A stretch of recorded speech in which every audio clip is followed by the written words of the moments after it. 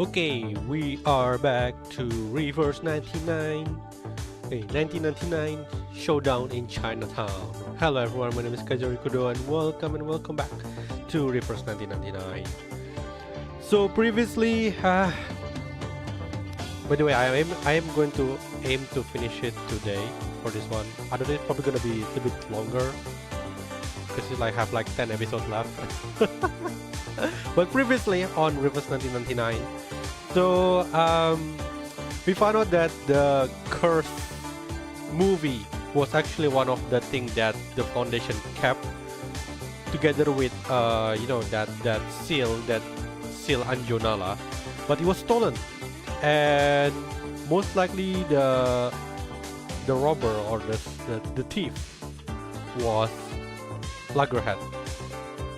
Right, however, she's kind of forgot because like she only have like 3 days worth of memories. But there is one thing that kind of give us a lead is that she remembered that she watched a movie. I don't think it's the exactly movie, but she watched a movie together with Noah. So now our suspicion, or at the very least we thought that there is some relation between Noah and the movie. And now Liang Yue was offering herself to become a stuntman kinda in Noir movie, so she can like get close to Noir. So that is what we left yesterday. So yeah, so let's continue from there. Okay, and I'm surprised that we haven't seen Anandi yet. So I wonder what her role is. I think her role is gonna be like super small. Hey, Kelefe. I don't know what is Kelefe. Kilifi? Kilifi.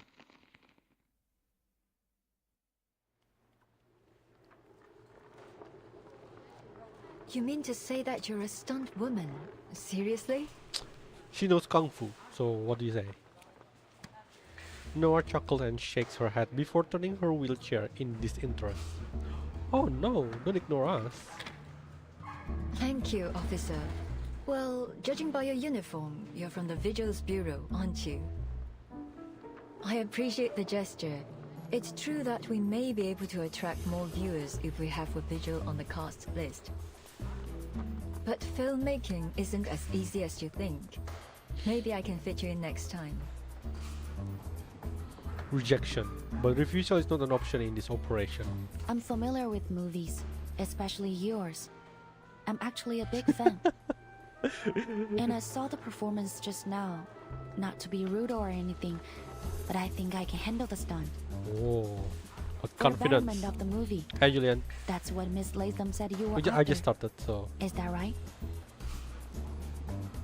I think you are not missing the good part because we're gonna start to shoot a movie now. What? Does she even know what she's talking about? And while young, I mean, being a big fan, yes, she is. She tried to get into the noir team because she's suspicious, basically, and she going to become the stunt woman. That's some pretty big talk. Even Noah can't help but let out an amused chuckle at Liang's words. Even so, her wheelchair comes to a stop. That's true. But are you certain that you'll make my movie better? Yes. To be honest, no.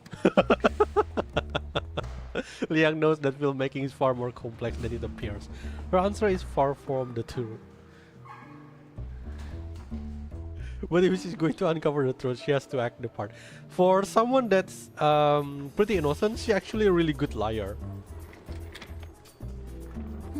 She lied Interesting. twice already. Oh, she's so pretty. I like her earring. Since you insist, let's give it a try. Show me what a Vigil can do. It isn't a particularly clever trick, but fortunately, Latham's words weren't false. Noir will never turn down an opportunity to improve her films. Liang Liu do that not for the mission. I can tell it. She wants to fangirling. Oh, battle already. And I change Winsong clothes to match the thing. The team. Keep the sample. I tried to read the skill of Liang Yue and I still don't understand. Listen up, in the first scene you are a martial arts apprentice in Chinatown, cornered in an alley by a group of thugs. You're an outsider here, trying to avoid trouble, so all you can do is curl up and take the beating. Are you ready, Vigil? Yes. Action! Eat this! Don't you know what hand over money means? You wanna stab her? Go break her legs. Ha! You got it, boss. Ugh. And then suddenly she just beat them out. Please stay behind me. And your hypothesis. But I think since Winsong garment is free, I also get it, but I don't pay Winsong myself. Too bad. The benefits of field mapping. Oh no, we overdid it. Cut! Good, good. Second scene. You've had enough. You are humiliated and furious, ready to fight back. Get it together. No more looking weak. Show me your anger. Now you get up from the ground, not to prove yourself, but to tell them that whatever you are lost, you are taking it back. Action! Boss! She's standing up again! What are you afraid of? She's just a crippled run.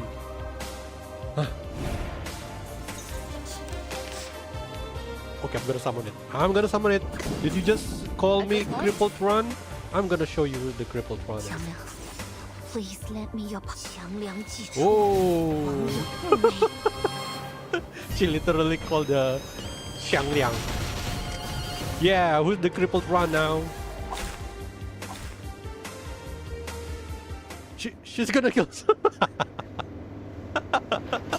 She's gonna kill someone. I think I overdid it. Don't bite off more than you can chew. Cut. Case closed. I'll be sure to write a report and put it on your table. Yeah, that's a bit too much. Excellent.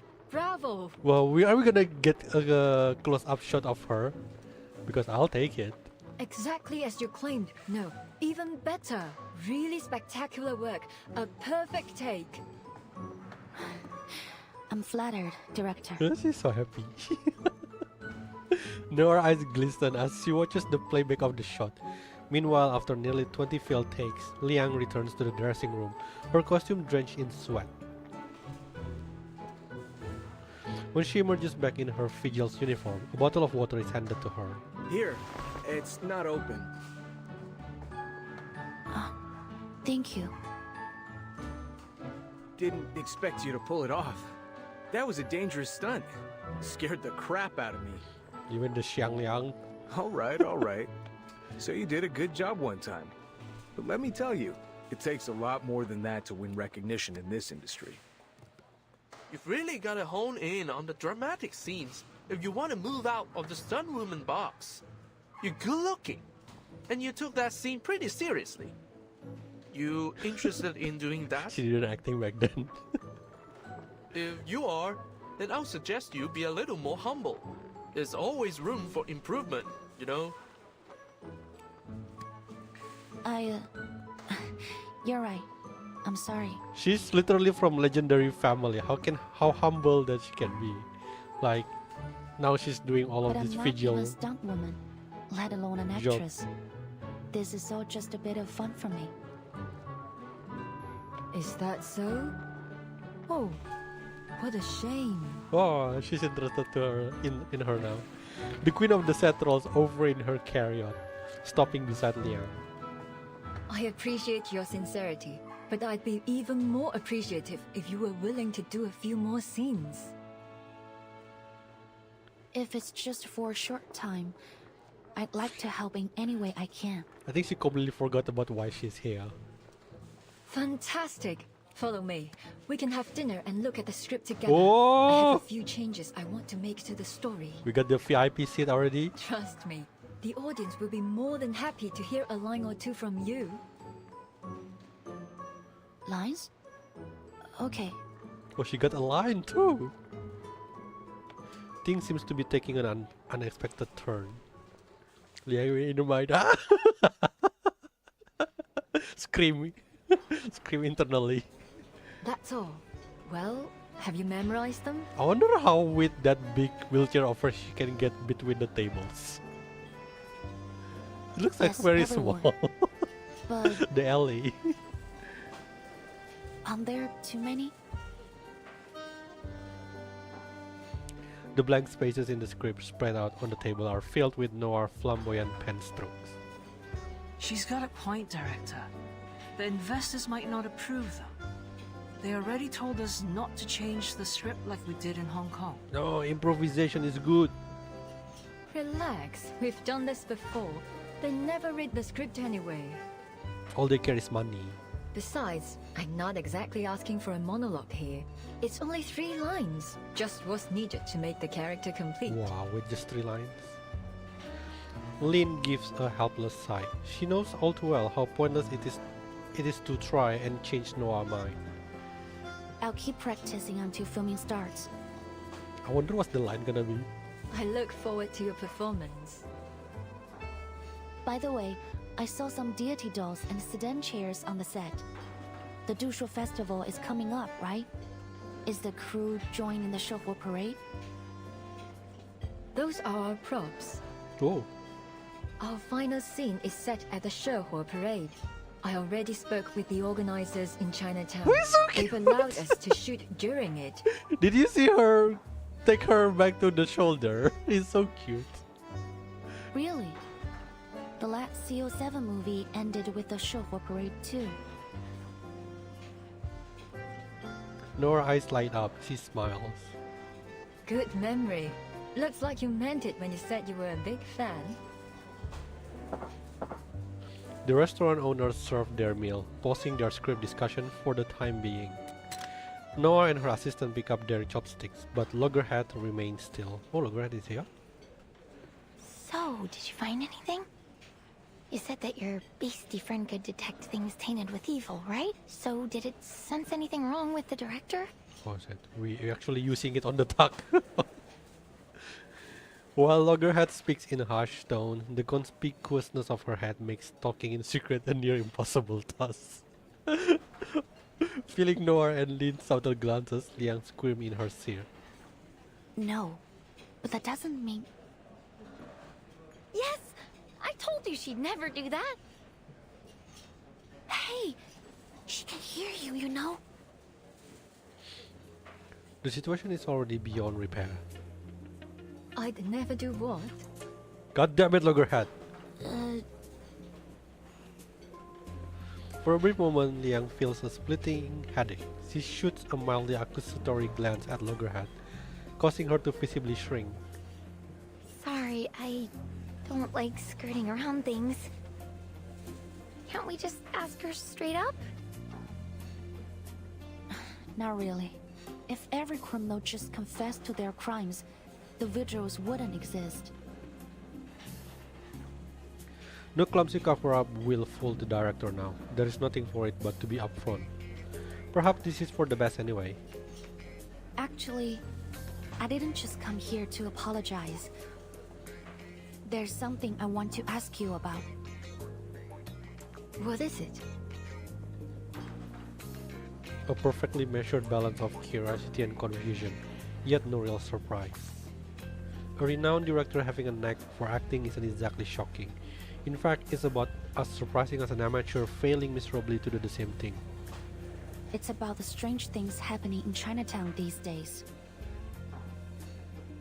Wait, so all this was just to butter us up so you could investigate your case? What? No, no, no. The assistant who was all smiles moments ago suddenly falls silent. Despite her careful preparation, the situation is difficult for Liang. Sorry, madam, but it's my job. As I said, strange things have been happening in Chinatown. Things that bear a striking resemblance to the film incident that you were involved in 8 years ago, Miss Noah. The case document stated that the origin of these events is a film reel titled Reunion of the Three Swallows, a movie created by your friend He Rijun. Miss Latham said you watched a film with her in her room a few days ago. Do you have any idea where that film reel is now? That film reel. Did you not know what it was? I had no idea. Nora's expression darkens. Clearly she realized why Liang has brought up that film reel. That film we watched together. Well, to put it mildly, it had nothing of interest. It didn't seem to have any semblance of a story, even. It couldn't have been one of Teresa's. Liang recalls that the archive on Reunion of the Three Swallows cited Teresa as the English name of its creator. Hirijun. Oh my god, I'm so sorry. Noah and oh my god, Noah and Hirijun had been friends since their days studying abroad, and it seems Noah still uses that name even now. Rumors, investigation reports, and speculation flicker through Liang's mind, but seeing the somber look on the woman before her, she decided to set them aside for now. Maybe the original content has been contaminated. What is supposed to be? According to the Foundation's records, the film reel has two abilities: play and record. I hope she called the name again. The play ability allows it to conjure its contents into reality in a form similar to a movie image, which accounts for the hallucinations and phantoms the victims mentioned. The record ability captures the souls of those in the same effective range as play, and the victims lose a part of themselves, like their sanity or their memories. The case document doesn't mention anything about contamination, but my guess is that the souls recorded by the film have polluted the original content of the film. Shame on them. Whoever's behind this. Nor mutters a curse, and both she and Liang falls into silence. Meanwhile, Lin and Loggerhead look utterly lost. Wait. Wait. What are you talking about? Can you explain it to me simply, please? Miss Noah didn't know that that film was a reunion of the Three Swallows. So naturally, she didn't take it. I think she's telling the truth. Really? That's great news! How do you know, though? No one responds. Loggerhead looks around and slowly lowers the arm she raised in premature celebration. Oh, right. The film's still missing, so it's not great news. But at least Noir wasn't up to something when she made friends with me, right? That's definitely good news for me. She turns to Noah. That means we're still friends. And friends help each other. Liang said that the film reel could cause some problems for you. Let me help you find it. I'll catch that thief and take the film back to the ACD. Then you'll be safe. I'll clear my name, and the problems in Chinatown will be solved. That's 3 birds with 1 stone. Genius, right? You know, Miss Latham, this is what I like about you. You always speak your mind. Her eyes squint a little as she curves her mouth into an unexpectedly gentle smile. Our relationships are so complex, aren't they? That's what makes them so intriguing, captivating, really. A constant source of inspiration. But sometimes I feel that life is better kept simple. Wouldn't you agree, Miss Vigil? Agreed. There are certainly simpler ways to say I'm suspicious of you, and I have no intention of cooperating. May I ask you another question? Please. The rumors about CO7, which ones are true? I don't think a few old stories will help you solve the case. It's not only for the case, but for my own curiosity. This is a question from a fan. I wasn't lying when I said I was familiar with your works. I really like them. And this question matters a lot to me as a fan. I see. Noah ponders for a moment. In that case, I really don't think you should know the truth for your own good. I appreciate your love for my works, but it's not a good idea to dig too deep into what went on behind the Then be a scenes. normal fan. Just enjoy the stories for what they are. Otherwise, the magic will be ruined. That's actually true though. Sometimes you don't need to know what's behind. She gives a slight shake of her head, but a flicker of contemplation passes through her downcast eye. Well, I can tell you one thing that might interest you, though. Oh?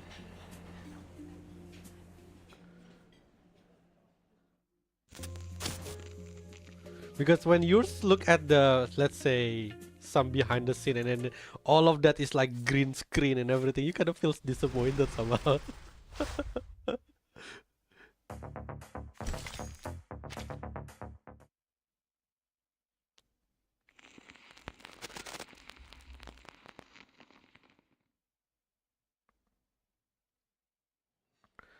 Night has deepened, and the little restaurant on the corner outside of Chinatown is almost empty.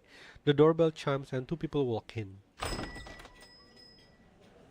The portier? Scott and Saul Officer, over here. Again, it's Poitier. Have you seriously Poitier. already forgotten my name? It's only been 3 hours. At Loggerhead's call, the 2 newcomers take a seat at her and Liang's table. What's your status? Couldn't find anything useful. Sorry. I Maybe already you asked can the demo investigators who who's supposed came to be with me to bulky track and down the other individuals missing is items. disgusting. You know, to cover up for Loggerhead, but so far they haven't found anything. As for the person who stole the item, I haven't a clue. Well, at least there haven't been any reports of arcane explosions or earthquakes. No news is good news, right? What about you? Any leads? Miss Noah didn't take the film, but she refused to tell us anything about its curse or the former owner, He Rijun. Horijun. Yeah, that's how you pronounce it. She lets out a deliberately dejected sigh, withholding the final message Noah gave her. Looks like I'm the only one who has good news. You do? What about? Poitier tilts her head, gesturing past Scott to the darkened street outside the window. The illegal trade of arcane items. You told me to keep an eye on it. I contacted my guy who tracks all that stuff. Told me about this trader called Pug Dog, a middleman in the black market. He was pulled over for speeding this morning, but he actually paid the ticket right away. Can you believe that? I wouldn't be surprised if he shot the police car and ran away there. An outlaw suddenly behaving himself. He must be up to something important. Something big enough to make him avoid getting into trouble over a speeding ticket. The officers thought the same, so they tracked him to this stolen car, right? Well, guess where it's headed? Here. Chinatown.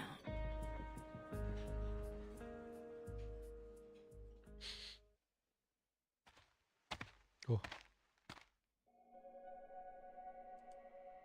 A man with a deep jack scar across his brow saunters under the moonlight. At last he stops, slipping into a darkened alleyway. He has no idea that 4 silent pursuers are lurking nearby, hidden under a rookie vigil silent shadow arcane skill. What's he doing? Waiting for someone's my guess. A middleman for the arcane black market. So he probably has the cursed film. And now he's planning to sell it to someone. We should get him now, before the film's sold off. Come on, this is our chance.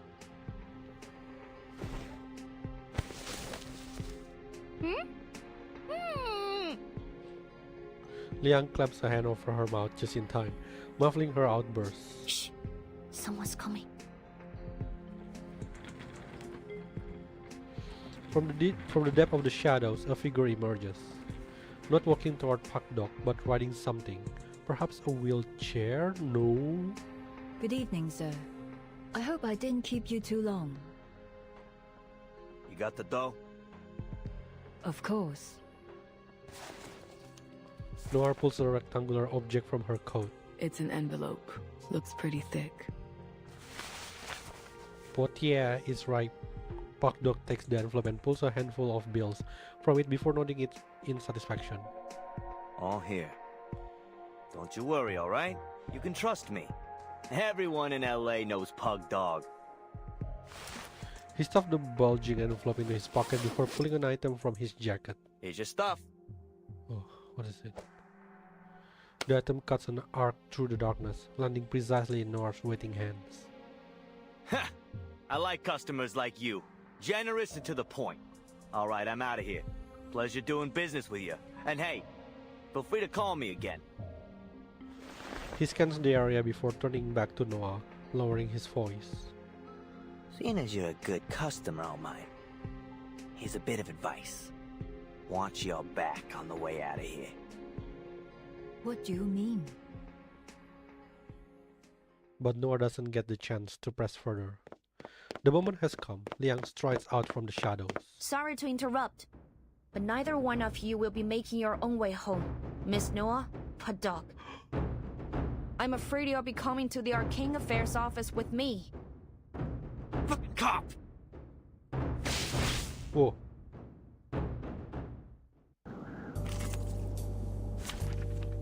Imagine you have to Keep the sample. arrest the person you admire. Please stay behind me. And your hypothesis? Awaken. My responsibility. The benefits of field mapping. Now, to preserve this memory. Ow! Easy! Easy! Shut up and stay down! Pak Dot attempts to fight back have been utterly useless. Miss Noah, could you show me what he gave you? Go ahead. She hands a dusty grey box to Liang. Oh. Inside is an ordinary-looking film reel, but Liang can feel the vessel containing Xiangliang growing warm against her skin. Super 8mm. This must be it. Reunion of the Three Swallows. He Zhijun's final work. The culprit behind the strange happenings in Chinatown. Yet for now, it lies quietly in her grasp, docile and unthreatening. Well, that was easier than expected. Half a day and we've already tracked it down. Now all we gotta do is stop it from doing its arcanemy thing. But how? Smash it? Before Liang can respond, Noir voices a polite opposition. I don't think that's a good idea. I have to admit, Miss Noah's right. Arcane items need to be handled with the utmost care. No one knows what will happen once it's broken. We could make things worse. Fine. Let's take these two back to the office first. On your feet, tough guy. We gotta go. Ugh. Damn it! How'd you find me? Some asshole sell me out? Pak Dok is yanked up from the ground. He reluctantly follows Poitier, grumbling and cursing under his breath. But as he passes Liang, he stops. Wait. You! Oh, do we know him? He stares. Not at her precisely, but at the figure cowering behind her. It was you! You fucking traitor! I should have known you were working with the cops! Pak Dot sounds like... Luggerhead tilts her head in confusion. Huh? What are you talking about? Wait, let me explain. This is just a misunderstanding. Don't worry, Miss Scott. You're right. There has been a misunderstanding between you and him. Allow me to explain. Scott heaves a sigh of relief, only for Liang's next words to hit her like a thunderclap. You never had the intention of betraying him, nor were you working with us. You simply gave him the item you wanted to sell. That's it. Wait, so he's the culprit? This is getting deeper.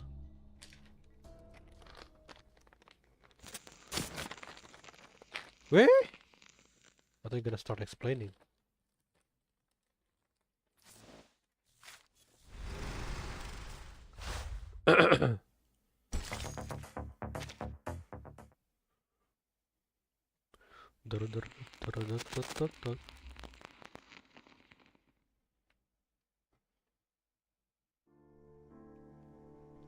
What? What do you mean? Loggerhead turns to her friend, then to Pak Dok, then back to Liang. She remains totally expressionless. The truth was always there, hidden beneath the lies and distractions. All you have to do is whittle them down, one by one. The probable cause of the events in Chinatown is the reunion of the Three Swallows film reel, and apparently, Miss Noah has a history with it. And yet, the specific of this history remains unclear. Liang glances at Noah, only to be met with her signature unreadable smile.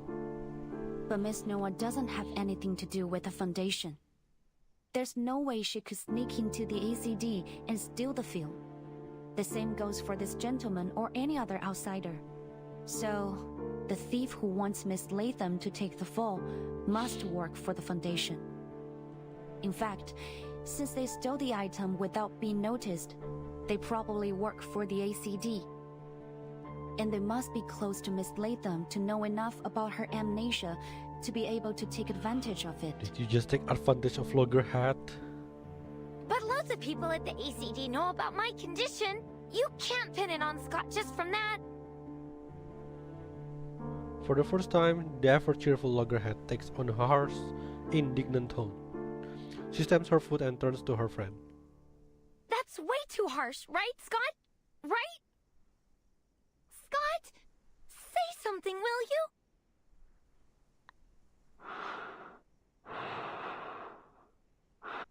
Scott only stares at the floor as she's tried to calm her quivering breath. Are we missing a How phone? long have you known? Oh, it's a delay voice. Scott has finally managed to force out a few words. Since Miss Latham said you were good friends, with all due respect, your plan was far from perfect. Ugh, I knew it. You brought me along so this guy would call me out. After a long sigh, Scott lifts her head, speaking with a resigned kind of ease. You're right. I messed up. My plan was far from perfect because, well, I couldn't stick to the so-called plan since the very beginning. I didn't know the Foundation was already investigating the theft until after I'd hidden the items in Loggerhead's room. Then I had no choice but to use this idiot as the scapegoat. I never thought she'd accidentally bring the film to LA, or that I'd be ordered to investigate the case. I got in touch with this guy a long time ago, and the trade site happened to be in LA too. So, my plan was to get the film back and sell it right afterwards. But things didn't go as smoothly as I thought. I shouldn't have gotten greedy, or been so nice to this dummy. She shoots a piercing glare at Loggerhead before quickly looking away, whether out of disdain or avoidance is unclear. But... we're friends, aren't we? Oh no. Her voice is as fragile as brittle glass. Scott shatters it with a scoff. Friends? Don't be ridiculous. I don't know how you can act like nothing's wrong when literally everyone is laughing at you. And the fact that they thought that I was one of your kind. Ugh, what an insult. I only hung out with you because I had no choice. You're an idiot who forgets everything every 3 days. It's your own damn fault. Anyone looking for a scapegoat would immediately think of you. Quit it. I don't want to hear any more of your BS. Scott scoffed once more, refusing to look at her friend for even a second. Hands up, Miss Scott. Anything you say can and will be used against you in a court of law. Wait, you're still going to fight? Scott being sassy.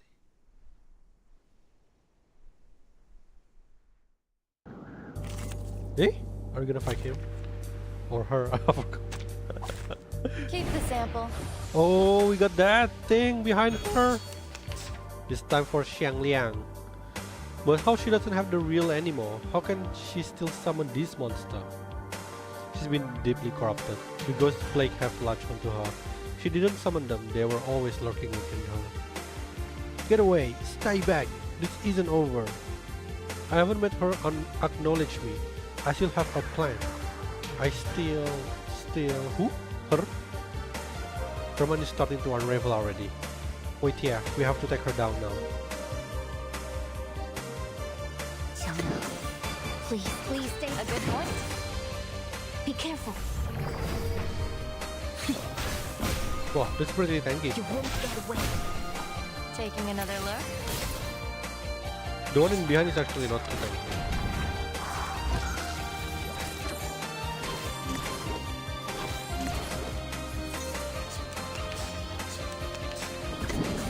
And you had a good point. Here we go. 强梁既出，祥良良有不为。技术.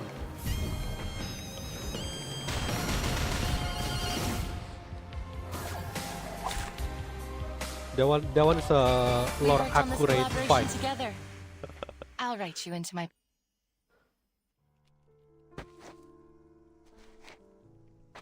Oh, God damn it, let me eat. At last, Scott gives up her resistance. Liang pushes her toward Poitiers patrol car parked around the corner. As they're about to step out of the alley, Loggerhead calls out. Wait! Written by the historian of the Liang family. Oh, we got a camera here to record that. I have to know, why did you steal from the Foundation? Does it matter? Scott turns back, laughing coldly in disbelief. Would you feel better if I had a reason? Oh, please. Your ignorant, stupid little brain makes me sick. It was for the money, of course. And to prove to the others that I'm not a bloody fool like you.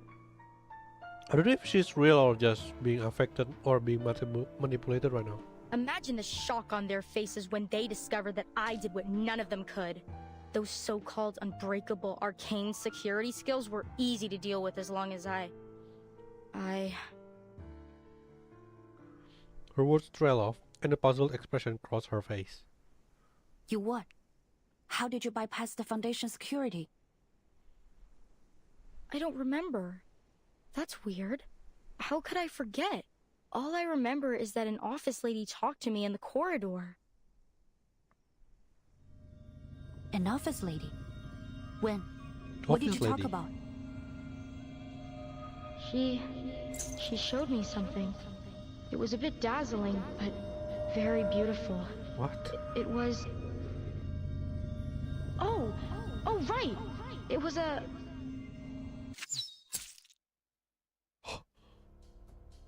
A razor sharp silver needle sliced through the air, cutting her off in an instant.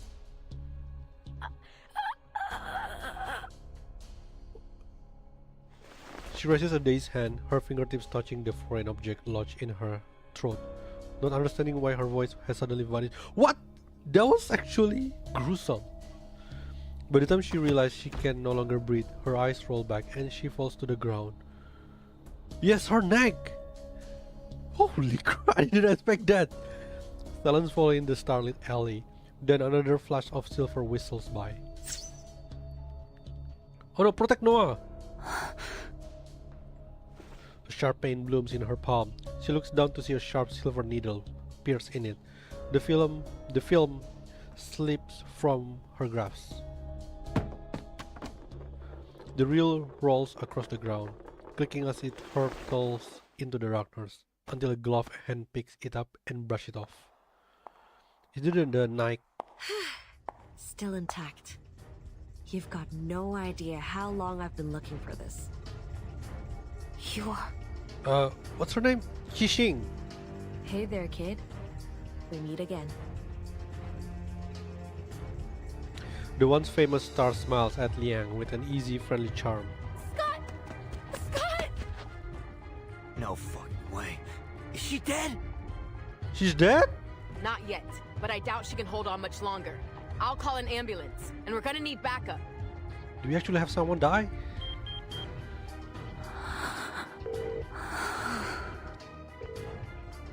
Loggerheads scream, Buck dogs cry. What? Buck dog cry. And Poitiers' tense voice all ring in Liang's mind. Liang's rationality has already grasped the reality of the situation, but her emotions are refusing to let her shape the conclusion into clear words. Why Buck dog Why cry? are you doing this? When Loggerhead posed a similar question to Scott, Liang had questioned the inquiry. They make it easy to guess the Night Piercer, but the twist. We're still waiting for the twist, aren't we? There's no need to ask why evil chooses to do evil. What's wrong is wrong. Evil must be eradicated. Ghost plague must be purged. That was the doctrine drilled into Liang since childhood. I'm gonna accept her idol being a villain. But now she finds herself forced to ask the same thing. Tell me. I need a reason. It's my old friend that you should be asking. Who? Noah? Liang watches a Qixing smile fades and her face turns steely. Oh, don't tell me the twist is actually Noah the bad guy. Long time no see, Noor. Yeah, it's been a while. God damn it, this too hot girl is just having a beef right now. The last time we saw each other was in front of her grave, if memory serves. We really should keep in touch more often. How Noah be so calm? The air in the alley is sharp as a needle. Noah continued to smile, but awareness lurks behind her eyes. Maybe Noah knows that she's the Night Piercer. But you've gone too far this time, my friend. Yeah, I think she knows. She glances at Scott's fallen body and gently shakes her head. This isn't part of our story. This isn't a set, Director. It's not your call. She raises a hand and a flash of silver pierces through the darkness. Careful! She leaps forward, deflects the needles, and stands firm in front of the wheelchair. Qixing shows no surprise. She narrows her eyes a little, as if she foresaw this outcome. That's the spirit. This should be fun with you here, little Vigil. Let's all play our roles, shall we? What is going on here? So she knows but didn't meddle in the act. Maybe the reason why she want to take the film because she knows that Qixing is after it.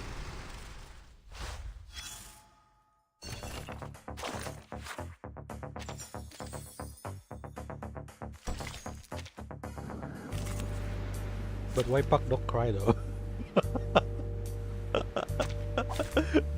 Oh my god, these people.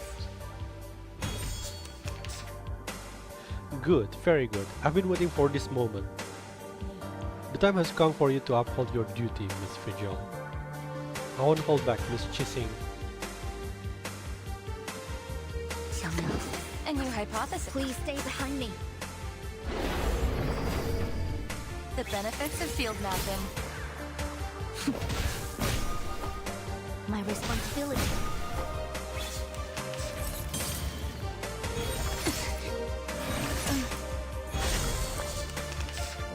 Oh, you got an ultimate? A good point. Actually, I want to see her ultimate.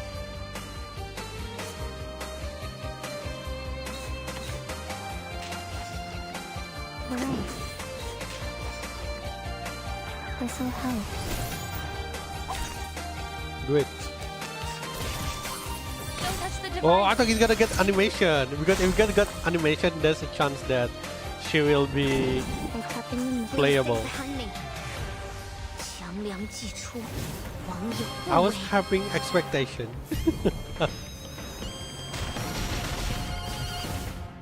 Well, Qixing is not playable, so no. I am the waves in the ocean and the stars in the sky. Oh, it's not dead? Whoa. Why Mercury is doing more damage? No, wait! Don't let your guard down, kid. She's not down yet. What? This power? It doesn't look like it's hers. Although we come from different lands.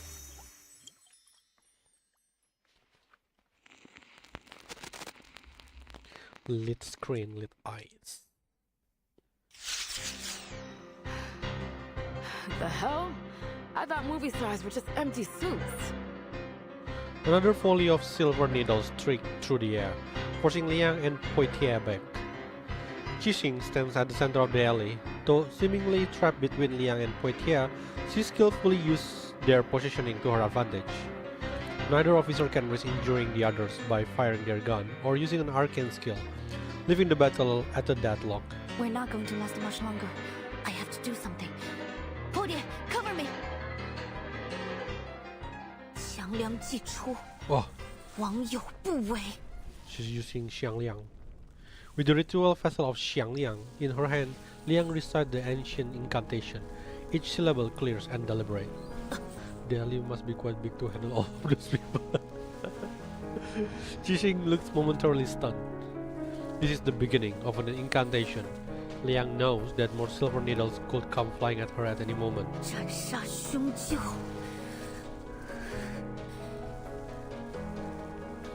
For a brief moment, hesitation creeps over her. Oh no! Don't tell me it's because she's admire her! As a child, she sat before the screen and watched this figure over and over again. Her eyes filled with admiration. She had mimicked her arcane skill countless times. But she never imagined that one day those dazzling silver needles would be aimed at her. 小姐不行. Yet she still speaks the final words of the incantation. I think she's gonna know Liang's background deeper. With these words, an ancient contract will be upheld, and the Showdown beast will be called upon to devour all evil, as is her right as a descendant of the Liang family. Hey? At least that's what's supposed to happen. Oh no. What?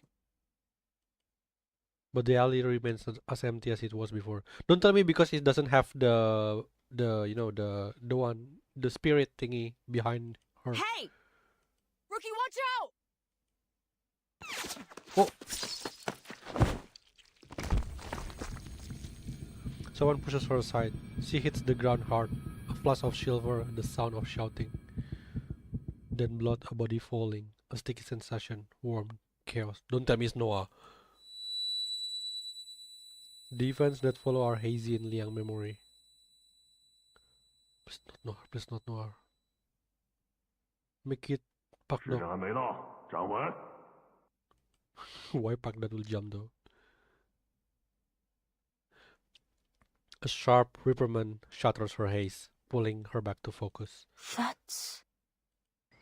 A familiar courtyard, a man with a familiar face. In front of him, a little girl stands in horse stance, sweat rolling down her forehead. Her legs are trembling. Yet the man's ebony ruler comes down mercilessly on the girl's shoulder.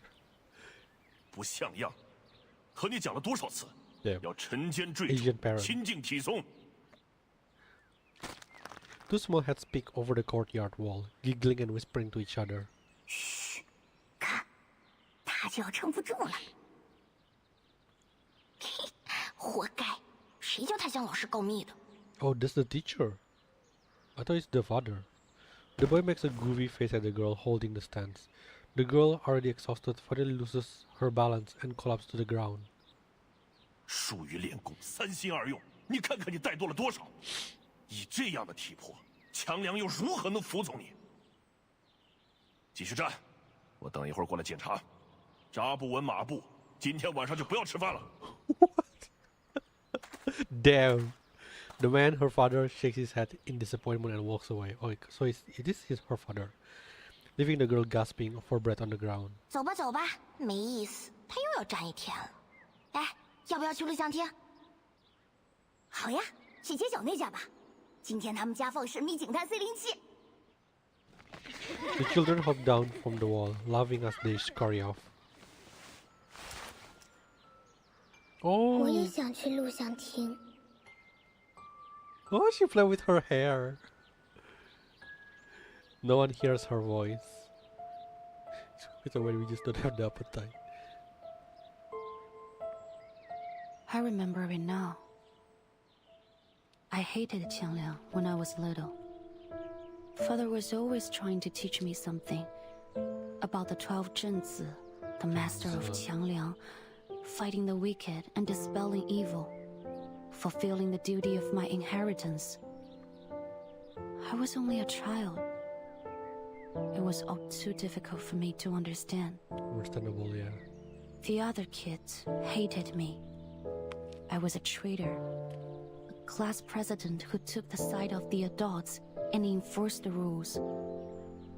They'd all hang out and have fun together, while I was left alone. I envied them. Their lives were simple. I wanted that. No piggy. 一脚，两脚，五脚。 Her piggy bank lies smashed on the ground as she picks through the shards to count every coin. Amidst the broken porcelain, half of a shattered face stared up at her innocently. 对不起，小猪。 She gently brushes her finger over its face in a gesture of comfort or farewell. I mean, the father needs to chill. She's just a kid, doesn't need to push her that much. He can That teach day, her little by little a instead. disobeyed That's true. father gathered up all my savings and headed to the theater. I mean, like during that age is the time for kids to actually play. That was the first time I watched Detective CO7. It was amazing, Is it the theater? but I knew it was just fiction. Just an escape. It wouldn't change anything in my real life. Once the movie was over, I'd have to go back to the same home I had just left. I didn't want to leave. so I stayed in my seat for the closing credits. The theater is so small. Why do I expect it to be bigger? Yeah, I was just imagining like our usual theater. But the lights didn't come on when the credits ended. Rather, the silver screen lit up again and played something. Ending credit scene. Oh, who's that? It was an interview with Miss Qixi. That's her? She's so beautiful with short hair. 奇星小姐，有好多小朋友中意你嘅作品，將你視為佢哋嘅英雄。但另一方面，唔少成年觀眾覺得你所飾演嘅警探C07每一次都可以擊敗壞人嘅結局太過理想 Well, 化， that's 缺乏 fair 真 since 實 not 感。 the 2000 years. 對於呢方面，你有咩睇法呢？你覺得呢點係咪警探C07系列嘅遺憾啊？現實世界已經夠殘酷，所以我哋先會喺電影世界入面尋求一個圓滿嘅結局，一個善有善報、惡有惡報嘅理想世界。如果連喺大銀幕上面，我哋都唔可以相信正義同埋公理，咁我哋仲可以相信啲咩啊？ Qixing gazes into the camera, but also beyond it. Her smile carefree, her eyes shining even brighter than the stars. C07係正義嘅代言人，係鋤強扶弱、匡扶正義嘅英雄。無論面對點樣嘅危機或者險境，佢都可以帶俾大家期望嘅圓滿結局。我希望我哋嘅電影同埋C07呢個角色，可以帶俾銀幕前嘅觀眾力量同埋勇氣。或者唔係每個人都可以喺現實世界成為一個真正鋤強扶弱嘅戰士，畢竟呢一條路好難行。但係我希望可以通過我哋嘅電影同埋C07呢個角色，至少令大家成為喺生活中為自己身邊嘅人帶嚟圓滿結局嘅英雄。Qixing shifted to the bad guy because of Noah, I It was guess. just a short interview like any other. But I still remember every word she said. I think it has something to do with He-Jun, I think. As the master of Qiangliang, you must use your power to fight the wicked and dispel evil. I think they're like three It is friends, your maybe. duty to maintain Noah, the peace of the He-Jun, world. and Qixing. And then something happened to He-Jun. So that's when the conflict started. Qiangliang, the powerful being that had always been a blur to me, suddenly became clear. Something to do with the fire incident, in my opinion. Yeah. I realized that I could be more than just a hero who creates happy endings I for almost forgot about the herself fire and the people incident. around her. I could be the hero who creates happy endings for everyone, just like CO7. She was right. Not everyone can do that, but I could. Because I was Yue of the Liang family, the master of Qiangliang. On that day, the burden that had been crushing me suddenly became a blessing.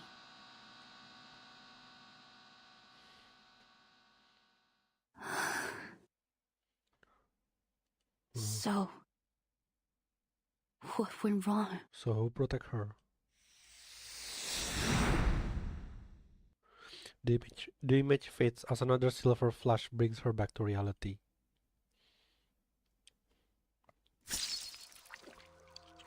Sirens, an ambulance, blood, blood, endless blood. It seeps through the fabric of her uniform, drenching her hands. She hears someone shouting.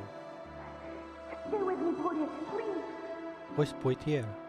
Why? Why did you do that?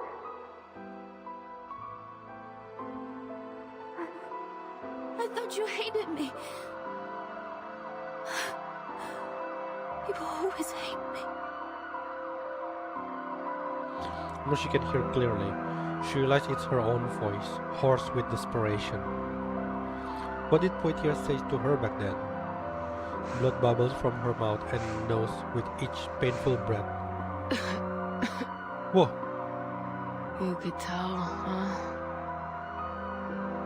But that's...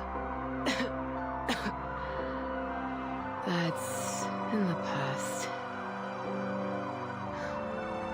Forget it. We just didn't know you yet. A bloodstained hand weakly pats Liang's cheek before falling limp. What? No, no, please, what? Ugh, will you shut up? I'm not dead yet. Eh? Did you guess this, Julian? A thunderous whack unbelievable from someone confined to a hospital bed. Jerks Liang awake from her nightmare. Liang's head throbs. Dazed, she looks around, taking in the sterile white of the hospital room and the irritated face of her instructor. I think this is the twist that you're looking for. The hell are you doing sleeping on my thigh, huh? My leg's gone numb. And clean up the drool on your Just chin. when I'm about to write something about disappointment, only to find Pointer still alive.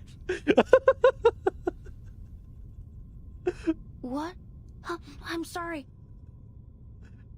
Just kidding, boo. You're not drooling. Yeah. You still hate her? I think the fact that she jumps, she put her life in the line for Liang Yue should at least get some credit. All right, turn on the TV for me.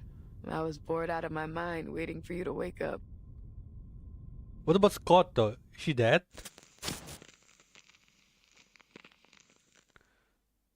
Everybody just forgot about Scott. She just died. And more importantly, what happened to Pak Dog? So what happened next? After I pass out, how would you manage to drive off the night piercer? We didn't drive her off. She left when she heard the siren from the reinforcement you called. Chief Alden arrived. Director Noah used arcane skill to control her puppets and guide them to you. That allowed the medics to reach you and Miss Scott in time to get you to the hospital. Sounds like we owe her a big thank you. Sorry, Miss Poitier, I couldn't stop Miss Chissing. She took the reunion of the three swallow. This is all my fault. Don't beat yourself up, kid. No one expected the night piercer to show up like that. How are Scott and Pak Dog holding up? Pak Dog Binko and is in custody. Miss Scott is stable after emergency treatment, but she hasn't regained consciousness just yet. Doctors believe her coma, like those other victims, was caused by reunion of the three swallow. The department has officer guarding her, but until the case is solved, we can't expect her to provide any useful information. As for Director Noah, sorry, I should have informed you earlier. He's the one who tipped me off about the illegal arcane artifact deal. Oh!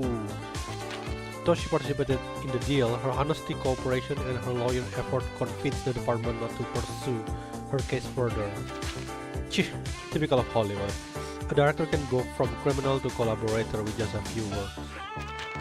We should talk to her again about Miss Chissing and about that reel. Maybe there's more she hasn't told us. So they survived, Scott and Pak Dog. Pak Dog just disappeared on the street.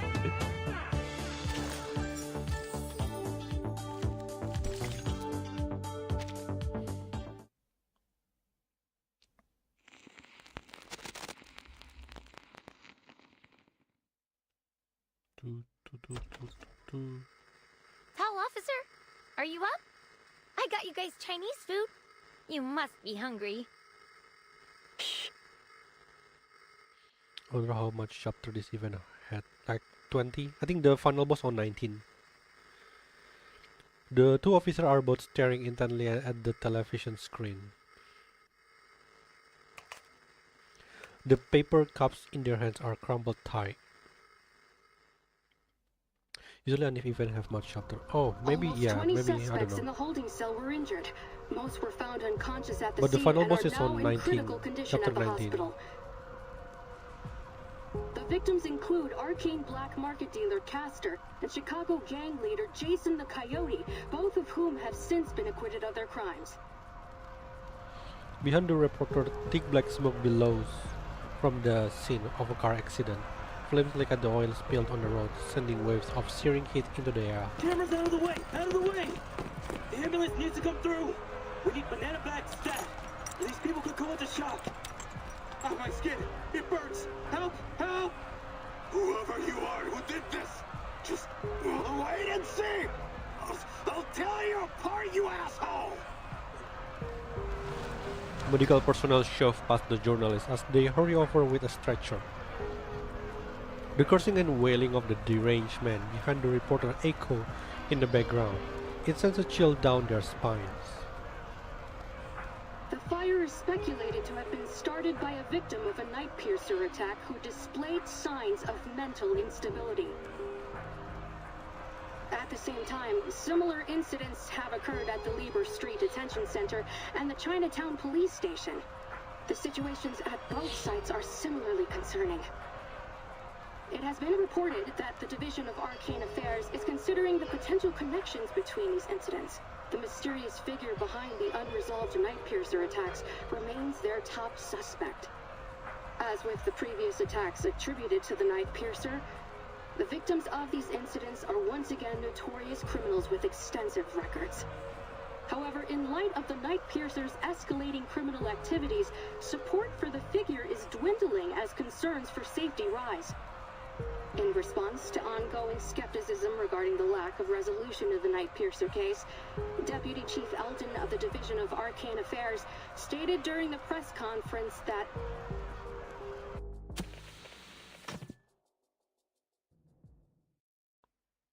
Poitier slams the power button on the remote before flicking it aside. She yanks the 4-needle from her hand and grabs her uniform from the bedside. Fuck, I pass out for half a day and Chi Xing's already turned the city into her personal playground? Grab your stuff, rookie. We're hitting the road. Gotta find this bitch before Whoa. she kills someone. Calm down! What? Your feet stuck to the floor or something? Poitier stops only when she notices Liang still sitting motionless. Liang purses her lips, struggling to speak under Poitier's skeptical gaze. Deputy Chief Eldon took But us off Poitier, the case. you didn't do much. It was an official order. Oh no. A few hours earlier, the LA office for the Division of Arcane Affairs fell into an eerie silence. Early this morning, Constance Scott, a staff member of the Foundation's Arcanum Containment Department, was assaulted during an illegal arcane object trade. She's still in critical condition. Forensic Services has confirmed that the arcane skill traces found at the scene of the attack matched those left by the suspect in the ongoing Night Piercer case. Thanks to Noir and our Vigils cadet Liang Yue, who are both at the scene of the attack, we've been able to confirm the identity of the Night Piercer. 29! Name's Chi Xing, a 29-year-old former movie actress from Hong Kong. She played the lead role in the Detective CO7 series, where she gained a reasonable amount of fame. She was in a few more movies after that, but no big hits. She officially retired from acting a few years ago. The BAU's come to the conclusion that she's confused herself with her movie character, possibly a result of a mental imbalance caused by the setbacks in her career. She thinks she's the real-life CO7, the hero who fights evil and cares for the weak. In short, we have a vigilante on our hands. Ooh, I'm right near 30.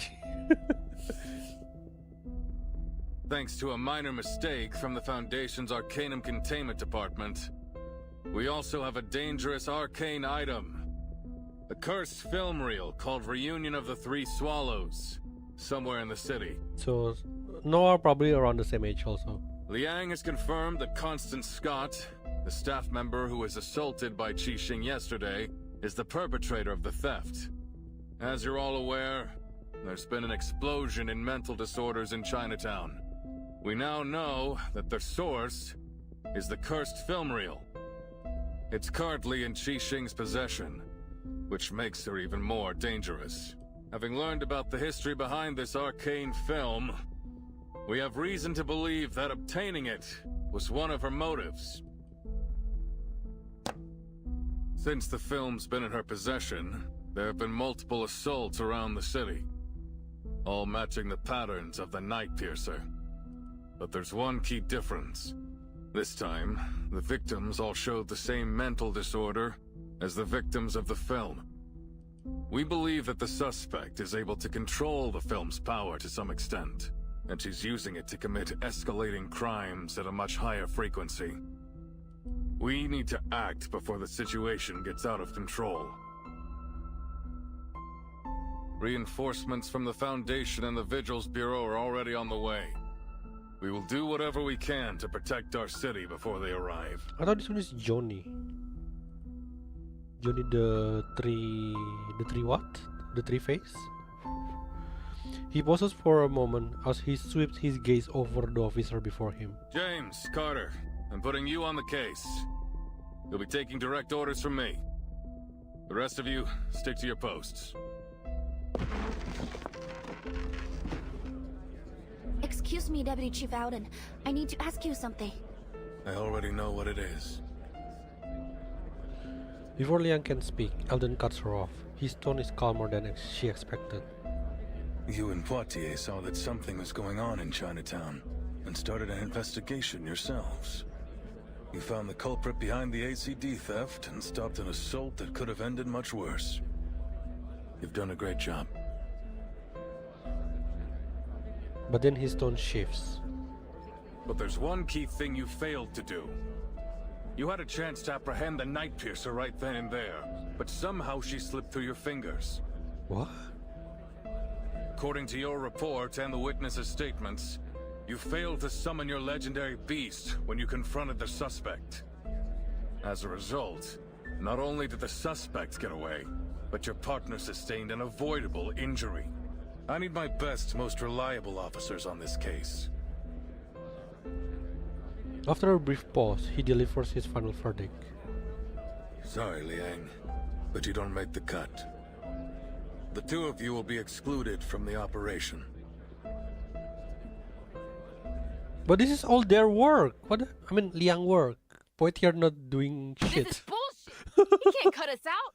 This is our case. You mean Liang case? No, we are doing this. Okay, fine. I'm sorry. I didn't mean to. Calm down, Miss Putty. Even if you feel fine, the doctor said you had to stay in bed for at least a few days. Well, this is like... The name's Poitier, and I'm fine, okay? Stop trying to...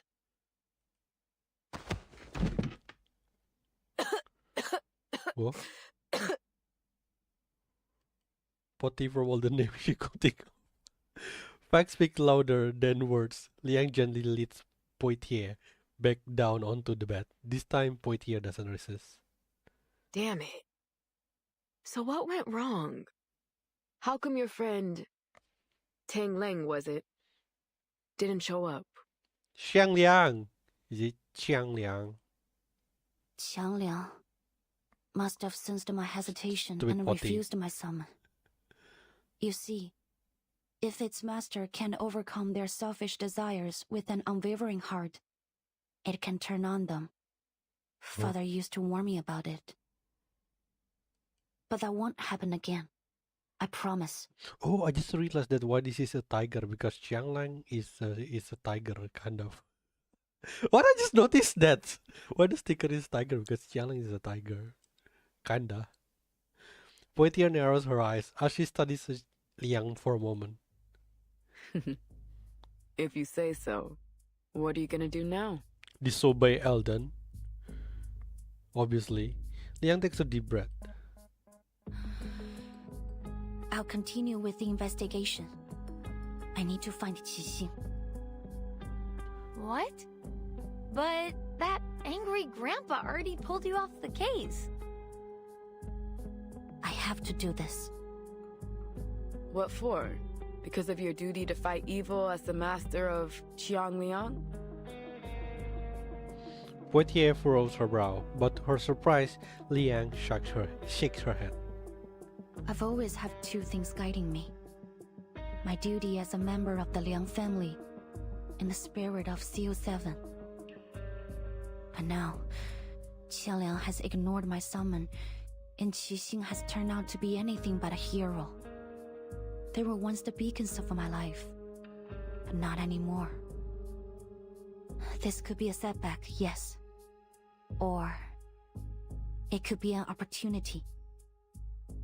For the first time in my life, I can think about what I really want without having to consider anything else. After a brief moment of surprise, Poitier lets out a laugh. You know what, Rookie? It always grinds my gears when you talk about your duty and all that stuff. But what you're saying now, I like it. Aren't you going to stop me? Why would I? It's our case, isn't it?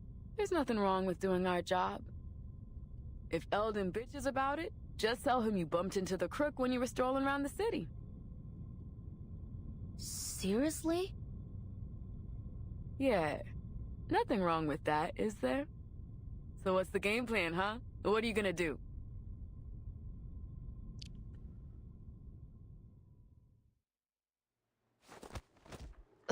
This scene again? They must have done a dozen takes already, right? Yeah, I'm no movie expert, but even I can tell the actor's nervous as hell. Of course he is. Anyone would be nervous if they knew a wanted criminal could show up at any time and mess you up with Arcanum. Eldon tried to keep the details of the case a secret, but that director from Hong Kong told her crew about it as soon as she came back. Way to make her crew panic. The two uniformed figures stand in a narrow alley in Chinatown. They came to protect the potential target of an attack, Noah, but were politely turned away on the grounds of disrupting filming. Now they can only confirm the situation inside the set by peering through the slightly ajar door. I mean, I guess they have the right to know. And to run. Half of the extras got the hell out as fast as they could. And look at the other half. They're too nervous to work. I know. Hey, that's the Vigil's cadet, isn't it? What's she doing here?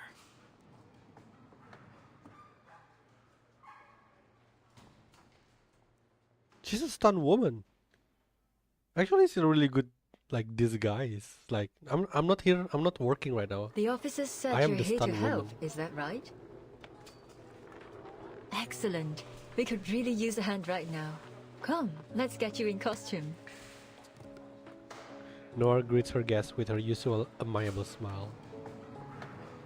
Having reached an agreement with Liang to cooperate in arrest, Nora has not been charged for her illegal trading of the arcane object. After being released from custody this morning, she immediately returned to filming. Even after all that incident, Nora still focused on her film, of course. She's a woman of commitment. I'm more than happy to help. But first, I have something important to ask you. Nora pauses. Right to the point this time. I see. I don't think there's any need to tiptoe around each other anymore. Could you answer me directly this time? What happened between you, Qixing, and He Rijun, the creator of Reunion of the Three Swallows? The three swallows. So the three is like them How three? did she die? Why do you and Miss Qixing both want that film? And why is she doing this? Nora looks at Liang, her usual smile fading slightly. What do you plan to do with my answers? To Qixing, I'm probably just another fan. But to me, she and her character means something. Holy tomato. Her region is Mel. I'm not focused. I Is it need because to of know he? Her? He? I have to arrest her and find out the truth. Maybe I can still fix things, but Miss Noah, I need your I help always thought like if I'm going to do I've been guessing it was a woman since very beginning because I don't know, the tree vibe is kind of remind me of Charlie's Angels. I don't know why. This time Liang says exactly what she's thinking. She holds her breath as she awaits Noah's response. You mean you want to know more about her? To peek behind the scenes, learn what really happened behind all the movie magic. I told you it's not a good idea. But we haven't get to see her region looks like. We create works not just to express ourselves, but to entertain. Whoa. And when we release them to the public, We open ourselves to all kinds of commentary, whether they be sweet or bitter. But the people behind the characters, behind the production, they are not for entertainment. Their lives are not fiction. Is that a no? I haven't finished. She raises an eyebrow, a hint of mischief growing behind her smile. Though I don't advocate trying to cross the line between on and off screen, if we cast aside your relationship as fan and actress and treat you simply as individuals, saying I want to know more about you sounds rather beautiful. It's touching, really. I'll answer your questions, Miss Liang. Follow me. Finally, the truth.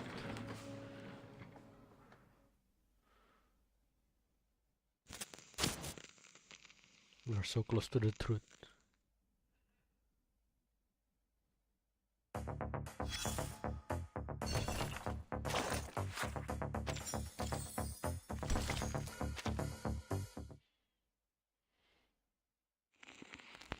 Before the spotlight. Our story began 11 years ago. Life was tough, as it is for all young artists. But, like the beginning of many stories, there was a kind of beauty in it.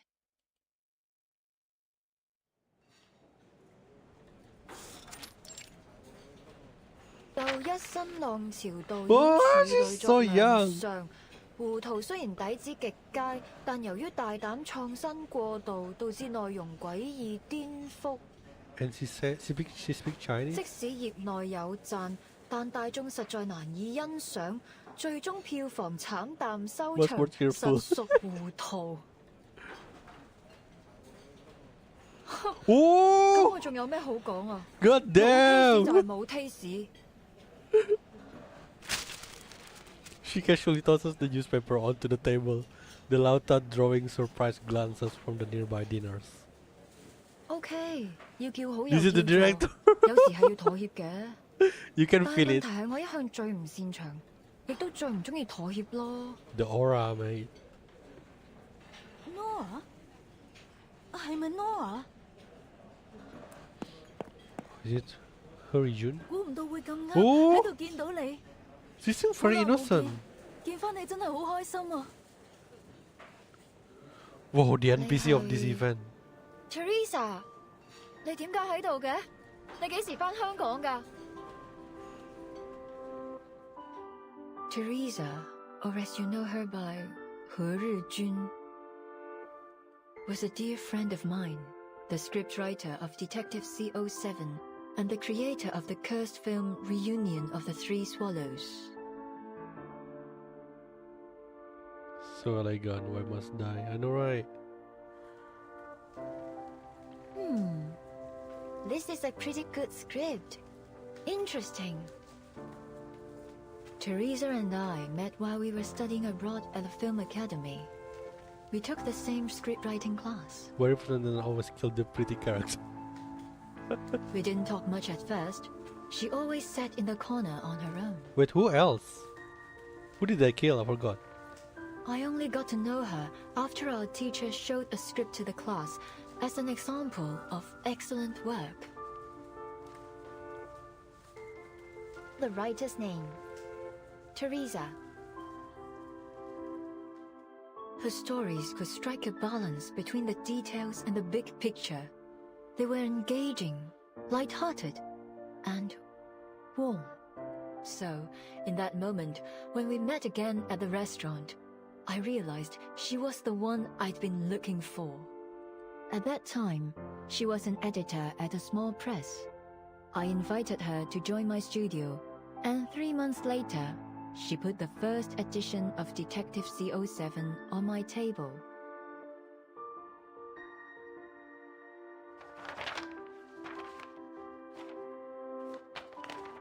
So, 你覺得點啊？你覺得邊度唔夠好嘅話，我都可以改啊。我諗緊主角要揀邊個？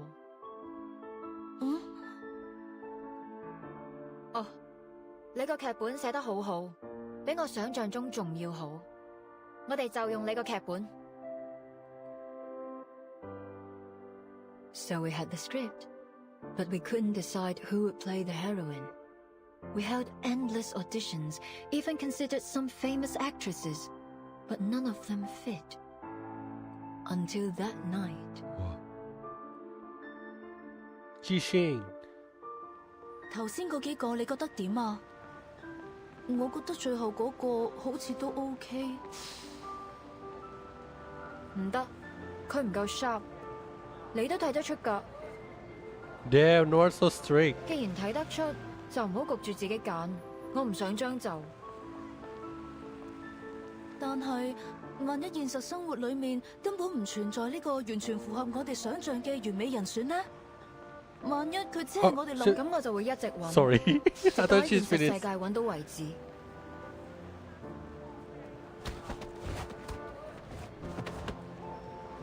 哎呀！你喐手腳做咩啊？我就係喐手喐腳啊，點啊？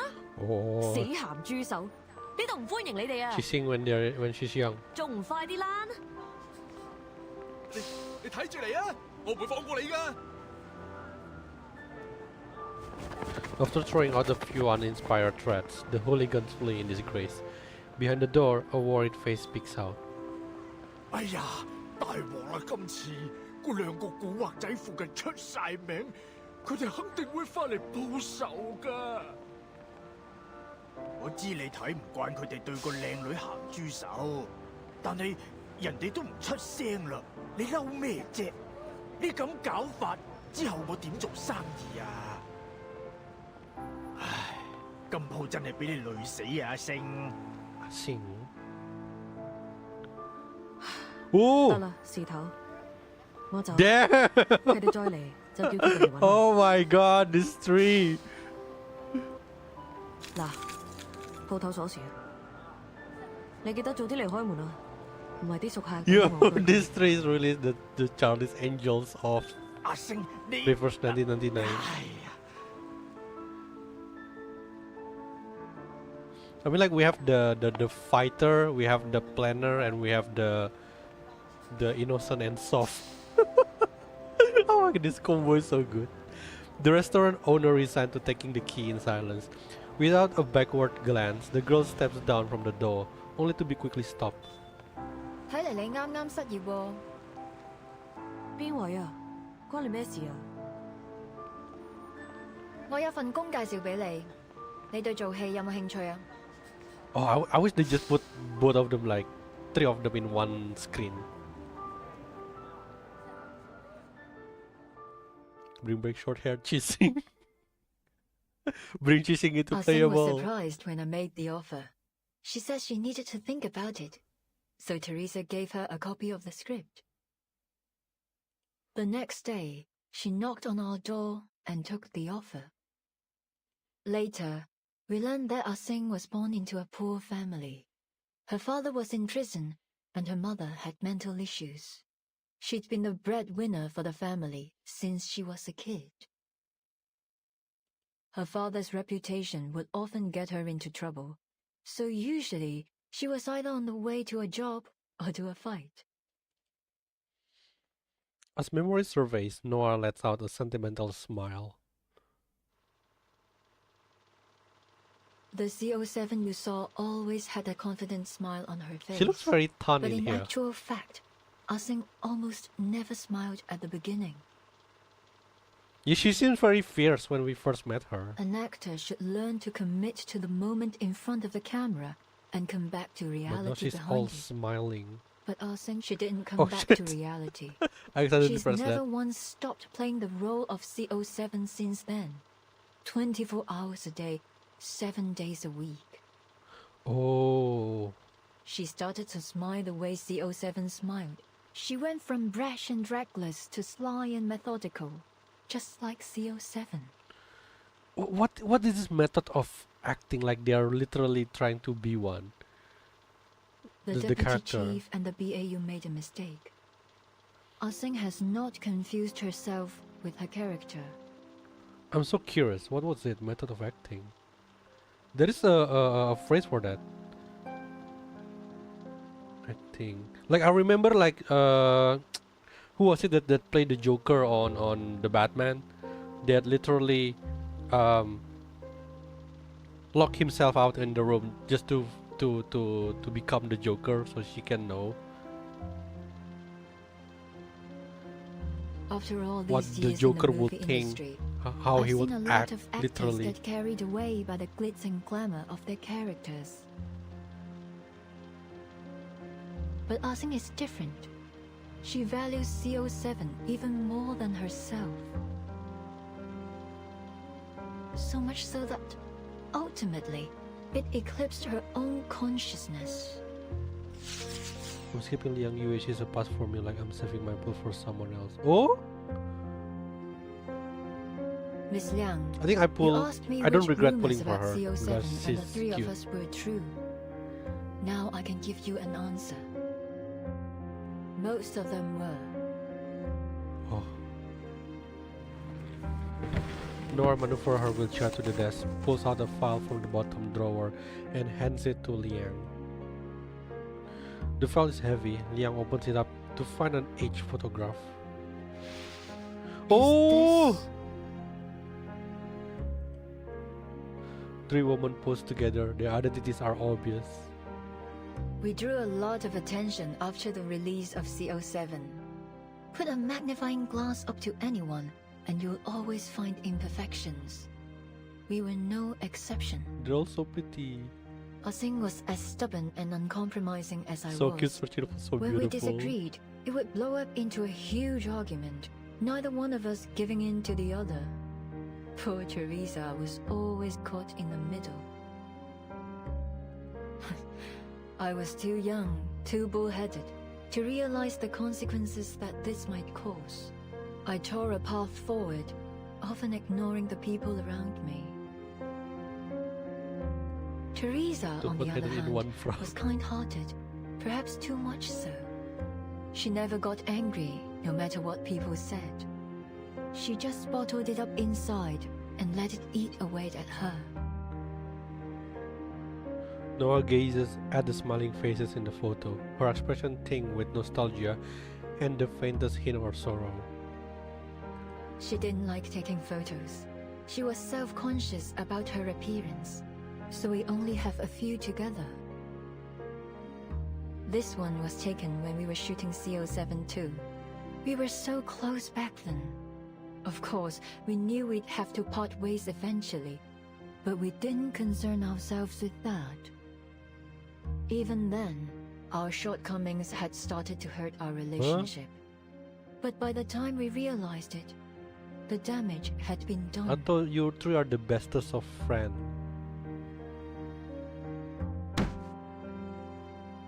唔得，呢個結局太離譜啦！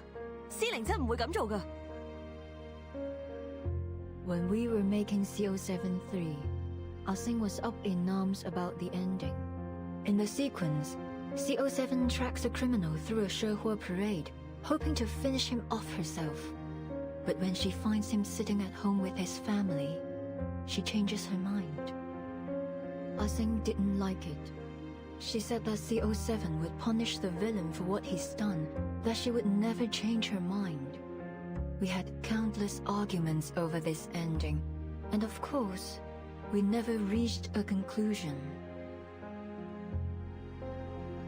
得啦得啦，到此為止。我哋咁嘈落去都冇意義。我有個提議。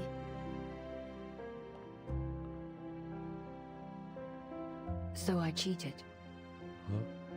Were I in the same position now, I'd solve the problem more delicately. But I was a jerk back then. The only thing that mattered was the movie.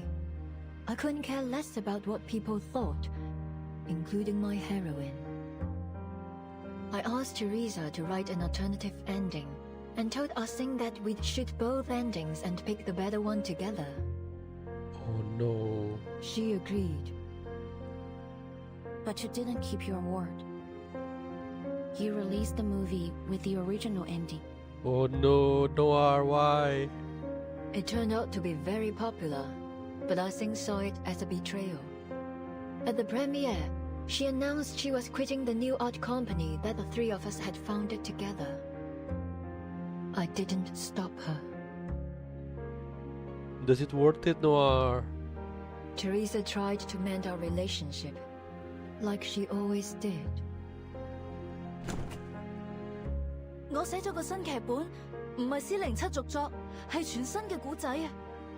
如果你哋覺得有意思嘅話，我哋下一部戲可以拍佢啊！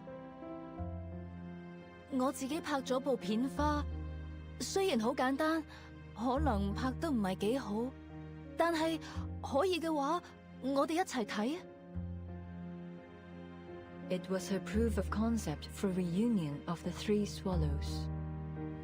I knew Teresa had always wanted to put an end to the CO7 series and write something she was really passionate about. Perhaps she thought a new story would help Ah Sing move away from CO7 and become herself again. Unfortunately, when she came to show us the script, Ah Sing and I were in the middle of a fight. 唔使啦，我唔會再同你哋拍戲。阿星，等陣啊Ah Sing had always been kind to Teresa, but on that day, she pushed her out of the doorway and stormed off. While well, as I said, I was a jerk. I flipped through her script, and a flurry of harsh words left my mouth. 點解仲係上次嗰個類型㗎？我咪講咗咯，呢種故事唔啱你寫啊！ Oh no. The script, along with the reel, is shoved back into her Jun hands without a second glance. In the end, neither Ah Sing nor I cared enough to watch Teresa's sizzle reel, even though she tried so hard to present it to us. That was the last time we saw Teresa. That fire. Yes, that's why I'd pay any price to get that film. Her script was burned to ashes in the fire. I need to know what story she was trying to tell. I suppose Ah Sing feels the same. So it'll begin with Noir. I think both. No, it's both Noir and Ah Sing. I would say both of them because they keep fighting. Noir gestured toward the file. This is what you wanted to see last time you and your officer friend visited me. You mean the threatening letter? It's not a letter, actually. Liang sets down the photo and pulls out the remaining contents of the file. It's an aged script, its cover yellowed by time. As she flips through, a familiar lines of dialogue meets her eyes. In an instant, she understands the significance of what she's holding. It's the script of Detective 071. The original. The one Teresa handed to Ah Sing all those years ago.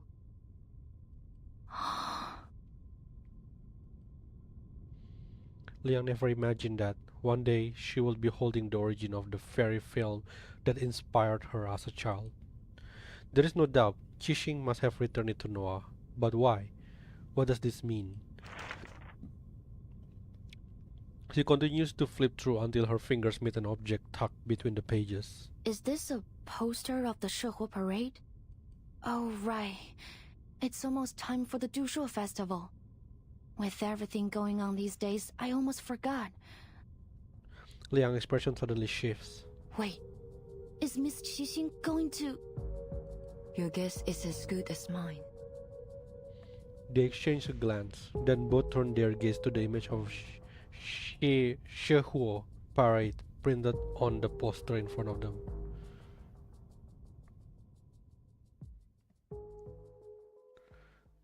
But they can still be together again if only Noah didn't cheat. But yeah, both started it. I think they cannot come into a conclusion to the ending anyway. You just like Hurry June, you just got caught in between the two of them. One is just kind of like, maybe I would say,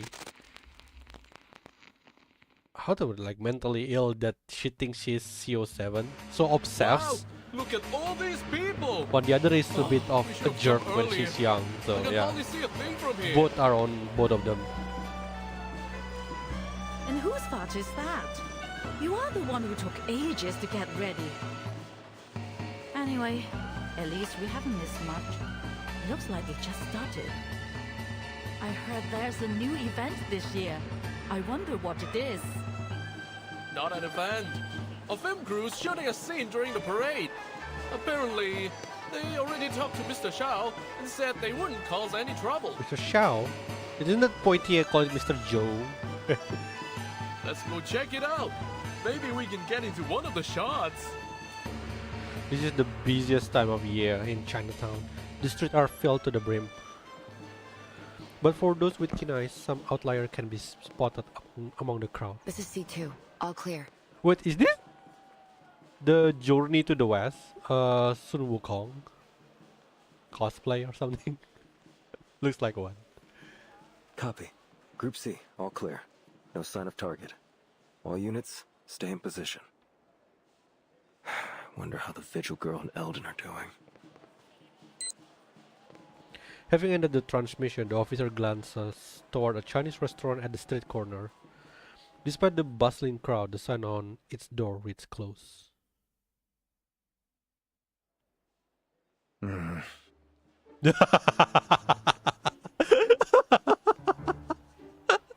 I really have to go outside like this? Deputy Chief Eldon stands awkwardly in front of the mirror as he stares at the brightly colored traditional outfit he's adorning. Show me the model! The man across from his sneer, shattering his last shred of hope to be saved from it. No, you need to paint your face too. I'm not gonna let you join the parade looking like a weirdo. Show me the sprite. You're the one who said that the parade needed guards in case there was an attack. Have you changed your mind? I'd be more than happy to kick you out of here. Sorry, but your profiling and the BAU report seemed like a load of crap to me. If someone does attack the parade, I'm sure we can handle it ourselves. Listen, I won't pretend to understand the meaning behind all this. But what I do understand is that this is one of the most important events of the year for the people of Chinatown. The target could strike at any time, so we need to be prepared. No one wants to see a celebration turn into a nightmare. Why didn't you say that to your men? They are the ones who've ignored the Chinatown all this time. What a hypocrite. He glares at the officer with clear distrust in his eyes. But before tensions can rise anymore, the girl beside him cuts in with a smile. Zhao, today's our big day. That sour face of yours is gonna scare this guy straight off. Oh my god, I love the accent. I've been waiting for her. Leave the past in the past lah. They are doing this for the right reasons. What we got to lose? Leave the past in the past lah. Besides, we could really use a hand right This now. uncle complains so They much can make lah. up for our manpower shortage. Oh my god, love it. Now, give me a big smile lah. Before your long face scares off our good fortune. I love it. Now, give a big smile lah. Sweet talker, aren't you, eh? He huffs and glares but eventually waves it off. Oh no, we're going to use that so much. Fine. But you've got to look the part if you're gonna be in the parade. It's Singaporean. I don't It's care like what your mission Singaporean is. accent. Are you, Blondie? Or Shinglish. Tighten your belt, or your pants will fall down when you dance. And the big guy over there, the lining should be under your coat. Why you don't use uncle? Why don't you use the la? Are you even Chinese? The famed Chinatown investigator yells correction to the officer as they do their best to don the traditional attire. His tone is sharp but surprising patient. La. Seeing his old friend much mellowed from before, Eldon removes his garish headpiece and turns to Anne. Thanks for all your help, Miss No, Lee. why she take it off? We never would have been able to join the parade unnoticed if you hadn't persuaded the residents to cooperate with us. You are welcome, lah, sir. I cannot. Even though I only came here a few months ago, I've already gotten pretty close to the residents. So, it was pretty easy to convince everyone. Don't worry about it, lah. I love her. Besides, the Shehuo parade is for everyone, whether they're here to watch or dance. We are always happy to have more people join the celebration. Uncle Zhou might be a little stubborn, but you know gala. That's just what he's like. Don't take it personally. She turns her head, gesturing toward a few unfamiliar faces at the other end of the restaurant. These guys are arcane detectives and influential people around Chinatown. I told them to all keep an eye out too. What is written in her shirt? Fat Choi? What is it Fat Choi or Tat Choi? There's a saying in Hong Kong, as stupid as the god of longevity who hangs himself. That will be Night Piercer if she comes anywhere near Chinatown.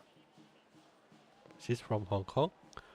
Eldon put the costume again. I command you put it. Eldon nods before gently shaking his head with a complex expression. I know everyone here will be grateful if Nightpiercer doesn't show up, but then we'll still have a dangerous criminal with an equally dangerous arcane item on the loose. Nothing's more dangerous than an unexploded bomb. I want to eliminate the threat once and for all. The question is, will she come? Was the little vigil right? Right? Late last night, Liang knocked on Eldon's office door. She had returned from her morning rejection with renewed determination. The Shehuo parade, sir. At the time, the Division of Arcane Affair was still brightly lit, with most officers racking their brains to track down Qixing without success. That was when Liang had stormed in with her important collaborator, ignoring the puzzled glances from her colleague, and slammed a thick stack of reports onto his desk. Miss Noah isn't like any of Qixing's previous targets.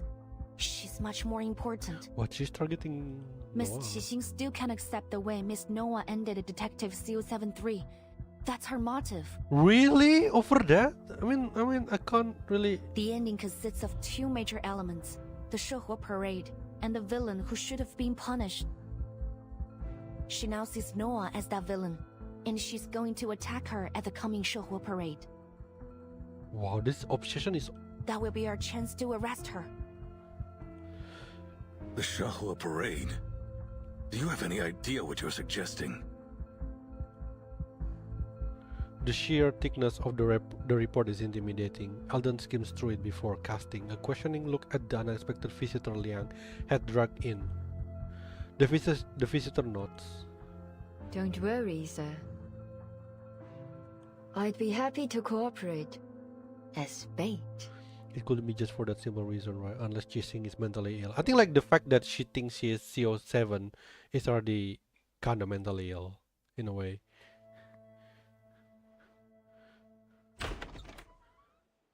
Asing will come.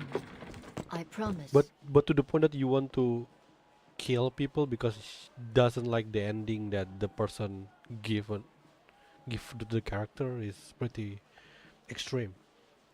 The sound of the back door opening breaks Eldon's thought. He looks up to see Poitier pushing Noah's wheelchair inside, Loggerhead following closely behind. As far as I can remember, she's never been late to anything. Heath, why aren't you dressed up? Hmm. I've been looking forward to it all day. Wow, so many people. I'll make She sure I can't separate capture reality some and great fiction. memories of this.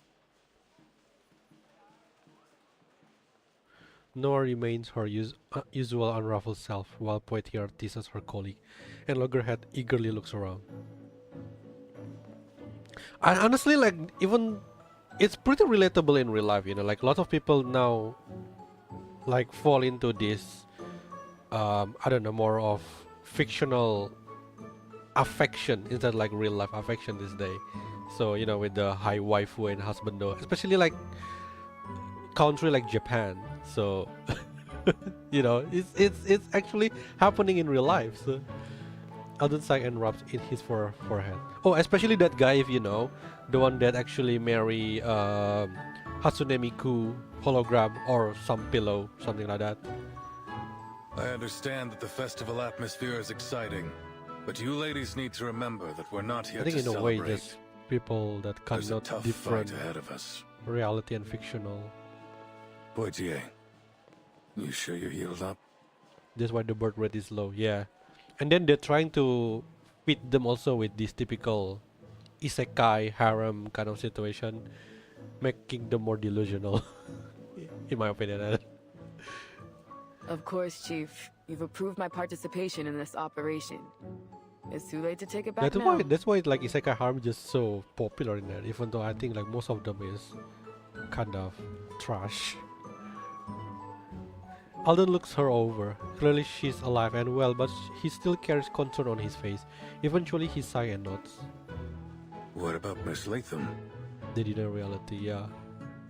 You've been proven innocent, and I heard the Foundation told you to await orders. There's no reason for you to be here. Alden's words draw everyone's attention to Loggerhead. Her head twitches slightly. I mean, fiction is for Yeah, sarcasm but for sure, but it'd be I weird dislike to those who stay go in to my the room extreme. alone It's when basically everyone's just a out manga here. wet dream. True. Don't you think?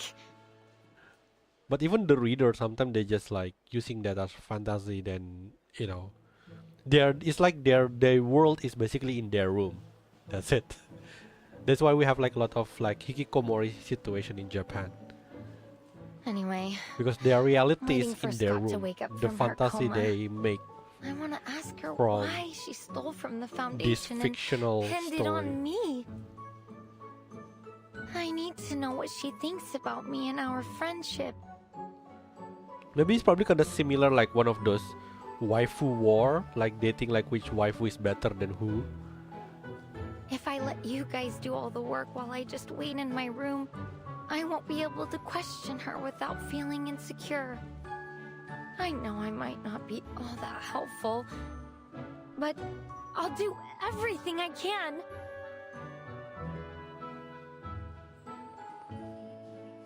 The camera lens almost seems to flash with something resembling a plea. Miss Latham's being modest. As a staff member of the Arcanum Containment Department, she knows how to deal with that film reel better than any of us. She may forget things, but she still has a wealth of knowledge. Her experience might just make the difference between failure and success. All right. Good isekai You've got a point. Miss Latham, I love it when the light don't cross. thanks for lending us your I want to say expertise. to those people. Alden finally nods. Loggerhead lights up. Great! Just leave it to me. I can deal with the film. I've rewatched all my related memories, so I remember every detail, even down to the scratches on its surface.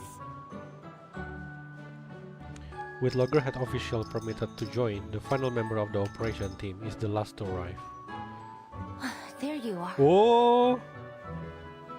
Everyone was gone when I left the changing room.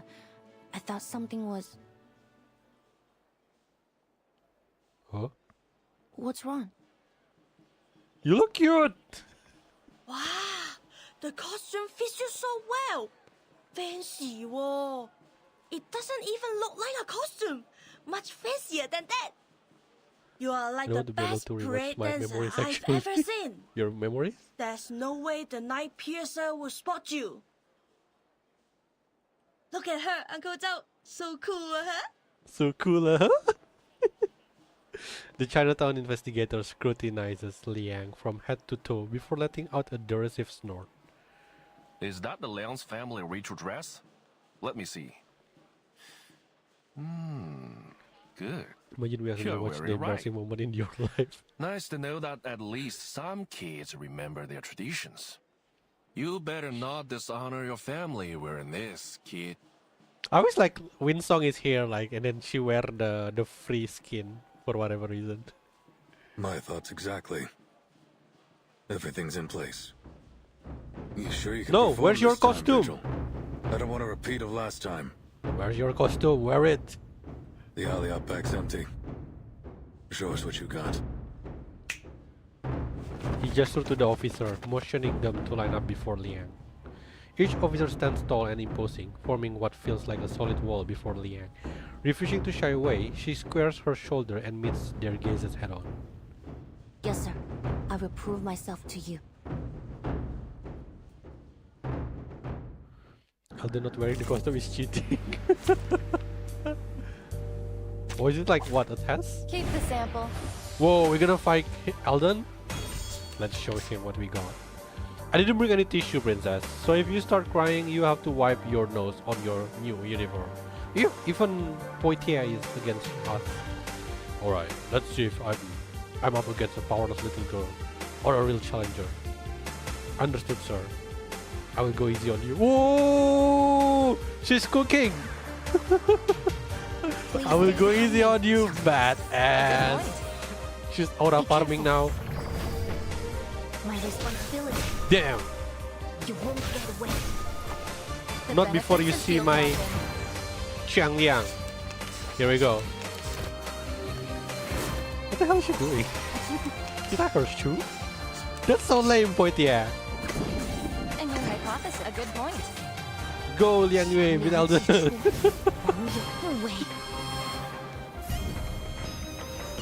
Boom.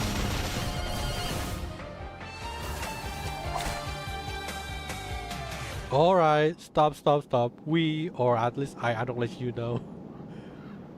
Not bad. But you lose though, shut the hell up. Good, looks like she wasn't just all talk. Sorry, I did my best to restrain myself. Whoa, badass. Whew, if this had came up, we would have been exhausted before the real suspect even show up. Now, That's the part of Poitier could do, I guess. She just tie her shoe and heal.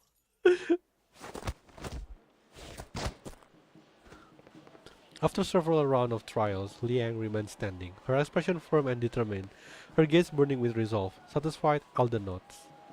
Looks like I've got nothing to worry about. You ready, kid? He rolls up his sleeve and checks the time on his watch. Parade's starting soon. I'll go get dressed. Oh. The rest of you... I need to talk to Miss Liang. Could you give us a moment? So you're gonna dress again. Don't be late. Poitier glances at them before following the others back inside. The alley suddenly feels empty. Liang waits quietly for Noir to speak, but she never does. She simply stares at the distant lights, as if the revelry and noise belong to another world. Eventually, Liang can wait no longer. Why me, Miss Noah?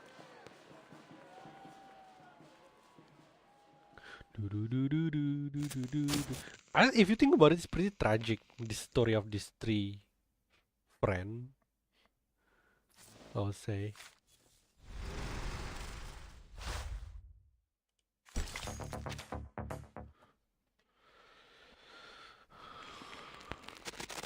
The law of causation. The cheers and laughter of the Shehuo parade echo through the alley, muffled and distant. You could have just told Alden about what happened between the three of you. You could have shown him the threatening letter. They brought it up upon themselves. More like Maybe the two of then them he brought wouldn't it have made upon the order to themselves. shoot the target if necessary. Yes, Miss Qixing has committed multiple assaults, but she hasn't killed anyone. Oh, she didn't kill anyone, yeah, but give I don't the think she brain deserves damage. to die. So, as I promised, I will do my best to catch her alive. She has to be alive. I don't know. I really like this type of like quotation mark rivalry because on the Uluru event we have Willow and Caroline, and now we have That being said, Noir if, and Qixing. and I mean if, She takes a deep breath. if drastic measures have to be taken, I will not hesitate. Liang's final words are anything but polite. She holds her breath as she awaits Noah's response. After a brief silence, Noah speaks. Ah-Seng was a good actress. Liang anticipated all kind of response from Noah, but not this one. Huh? Yes. She was a skilled martial artist with remarkable control over her arcane skill. But that's not what makes a successful actress. Before we'd even start shooting, she'd have everything memorized. Her lines, her movements, even the details of her expression. She'd take as many shots as were necessary to get the scene right. As you know, I was a perfectionist, always taking it too far. Many of my crew quit halfway through my projects. Even Teresa struggled sometimes. She told me more than once that she couldn't do it anymore. Oh no, not Teresa. Only Ah-Seng could keep up with my pace. In fact, she'd often be a few steps ahead. Because she shared my vision, that drive for something better, no matter the cost. She was a good actress indeed. I know that we'll probably never be partners again, but I still don't want her to be treated like this. In young memories, Noah was always smiling. Sometimes friendly, sometimes distant, with the mischievousness of a child, or the cunning and unyielding pride of a woman totally in control. But at this moment, when she turned her head, there is no smile. What burns quietly in her eyes is something akin to rage. You said you were going to figure out the truth. Well, it seems you and I agree that things aren't as simple as they appear. To the chapter, then we are close then. The How do you even Arcanum check it? Containment Department's security system should be almost unbreakable. So how is it that Miss We're Scott, at 18. a regular staff member with no special skills, managed to break through it? And why was she selected to go after Miss Latham? What was she about to say before that needle pierced her neck? Ah-Seng's actions don't make sense either. After all these years, why has she decided to take revenge now? Is it because she found the film? I wonder if it has something to do with manners behind the scene. There are simply far too many coincidences. If one of my writers wrote a script like this, they'd be fired on the spot. You mean there's Wow, something you're being else going on fired. behind all this? Nora give her a look of approval. The scene has been staged. I Just can a feel wiki. it. Oh really? I didn't know that. The lights, the cameras, the cast, they're all in position. And when the clapperboard claps, the movie will begin. And this time, I'm not sitting behind the camera, but in front of it. Miss Liang, I've been holding back. I apologize for that. I hadn't figured out which role you'd play in this movie. If you're saying this to try to get me to talk about the behind the scenes of my life, I'm afraid you're a bit disappointed. No, of course not. Professor Laffin You got me studies all wrong. of this, maybe. There will be a twist, indeed, if that happened. She waves her hand dismissively, her expression in like, but her eyes still blazing. I'm a director. I And she's don't a member act in of movies Manus. made by others. Who knows? Ah-Seng, Miss Latham, Miss Scott. The camera's focused on them too. But none of us know where the story will go. Something stirs in Liang's chest. You mean Miss Qixing's being manipulated? Oh. I've considered that possibility, but who's the one behind the camera? What do they want? It's the office lady. The Scott trying to All reveal. I know is that if Ah-Seng continues down this path, there will be no happy ending for her. She's the office lady. I understand that that is. she's trying to reach something she's always strived for. But whoever's orchestrating this won't let her get it. I've done that to her before. and it was a huge mistake. I won't let that happen again. What are you going to do? Noor smiles. Since coming to Hollywood, there's one thing I found difficult to accept. The producers always stick to the script. They're obsessed with it. Changes are incredibly rare. But that's not how we do it in Hong Kong. The script's finished, and so what? Things will always come up during shooting. You have to be flexible if you want to make truly great art. If a moment of inspiration were to strike me and I weren't allowed to add it to the movie, then you may as well just kill me there. Liang takes a moment to understand all this. You want to change the script? Precisely. But we have a small issue. Noor gestured to her legs resting on the wheelchair. As you can see, I'm not exactly ready to jump to my feet and into the action. I'm better at working behind the camera than I am in front of it. So, I need a protagonist. One who's as eager as I am to change the script and find that perfect ending. Are you interested? Oh! She reaches her hand out to Liang. It would be an honor.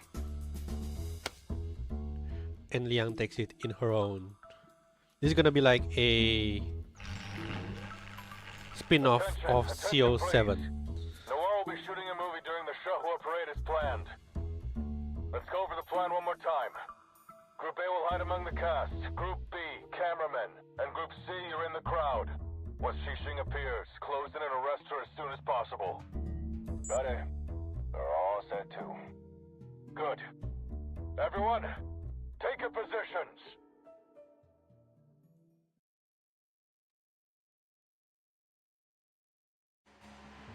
Oh. Movie.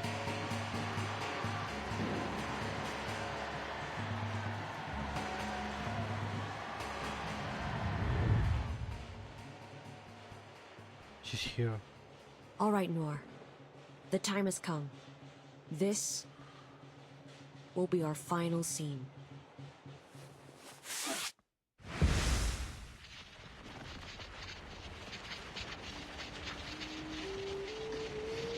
Huh? What's going on? That light's so bright. Whoa. I'm feeling kinda dizzy. Mummy, I'm scared. That arcane fluctuation. It's from Reunion of the Three Swallows.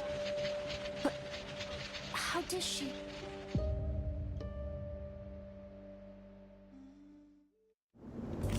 Eh? I thought we were going to... Embrace rather than resist. Oh no! Oh, they're swarming all over. Don't be afraid, child. Here, stand behind me. Stay calm, everyone. This is just a new parade performance.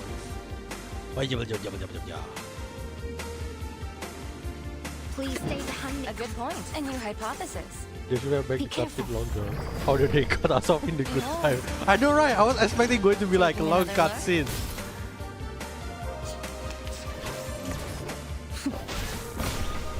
Again. A good point.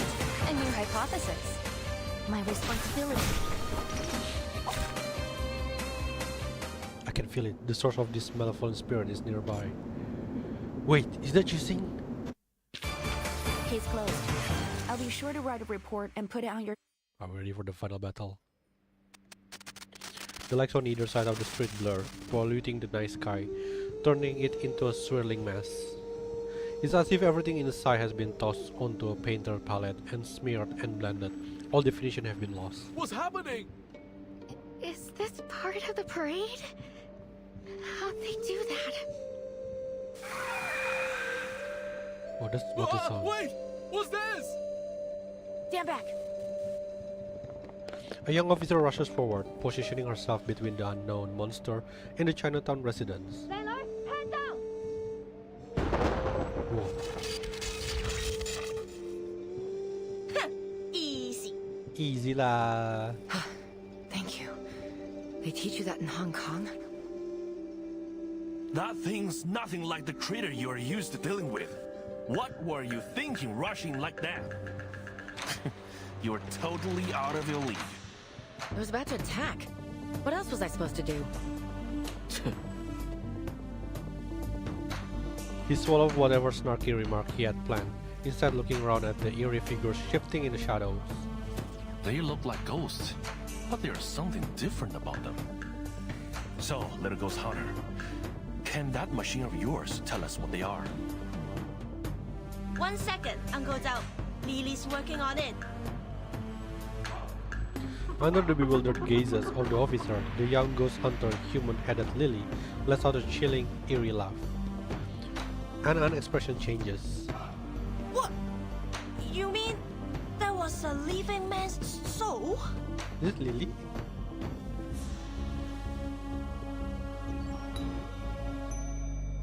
Just got confirmation that this thing's covering the whole of Chinatown. Comms are down, and we can't seem to leave either. Arcane humanoids spotted in all directions. Don't seem to be critters of the beyond. Must be some kind of arcane creation. They're everywhere and immune to regular bullets. Arcane skills and specialized bullets break them apart for a while, but then their bodies just morph back together. No casualties so far, but people are panicking. What do we do, Chief?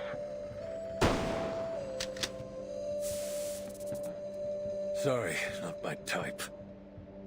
What? The specialized bullet successfully repelled the shadowy beings, but their supply is limited.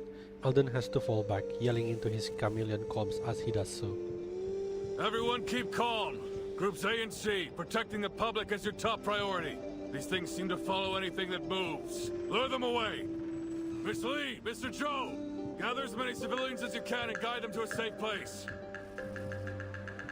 He expected the private investigator to fire back with his usual sarcasm, but to his surprise, his response is immediate and to the point. No problem. They know us.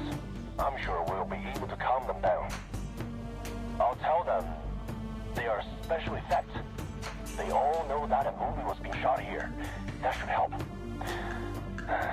At least long enough to get them to safety. That means you guys are gonna have to figure this out yourselves. Show me what you've got. Arcane affairs. We won't let you down.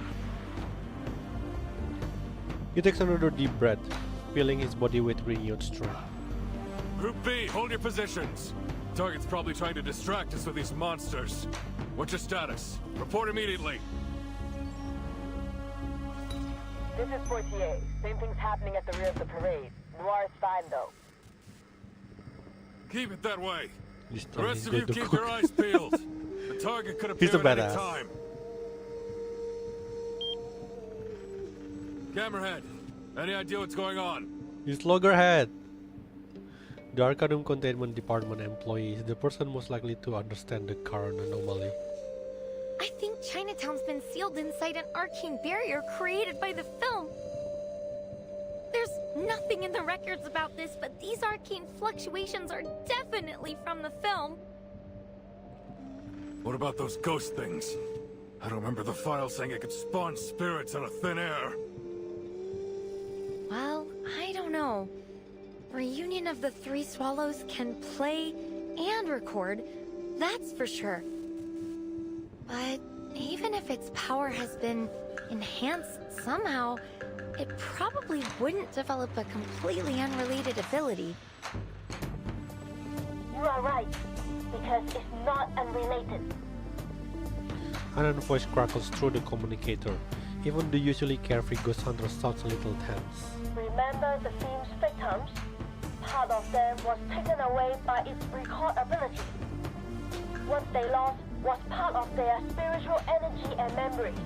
They are Sawan Tapa, or 3 souls and 7 spirits. These monsters are actually the Sawan Tapa of the victims. The Three Soul. They're the victim's spiritual energy? But how did the film do that? The chilling appearance of the phantoms makes it difficult to connect them with what An has declared them to be. I'm not sure, but Lily's never wrong. So, let's not try to eliminate these things.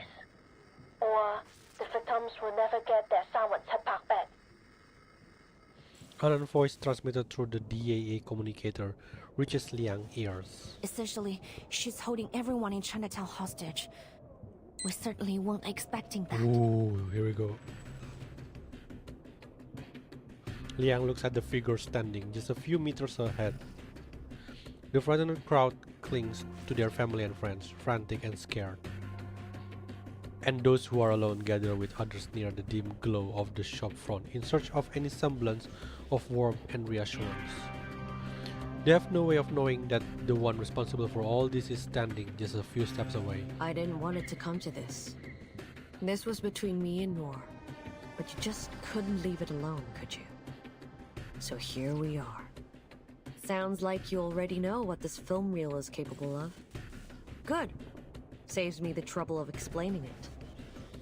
Now, bring me Noor. Oh, Showdown.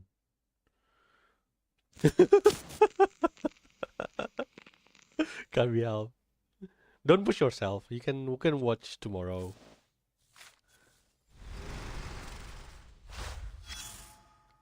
I've been like 2 episodes. It's probably gonna be quite long, you know, Jillian. Maybe like 10 minutes each, I would say.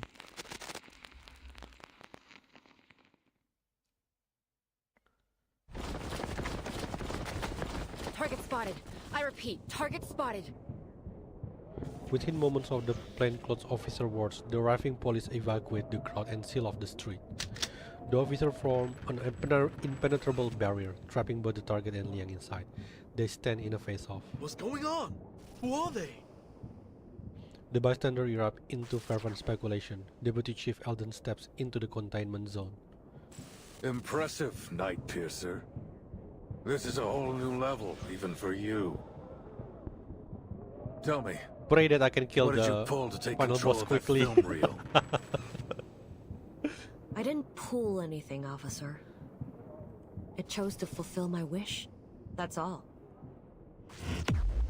Why I really like the short hair Chisik now.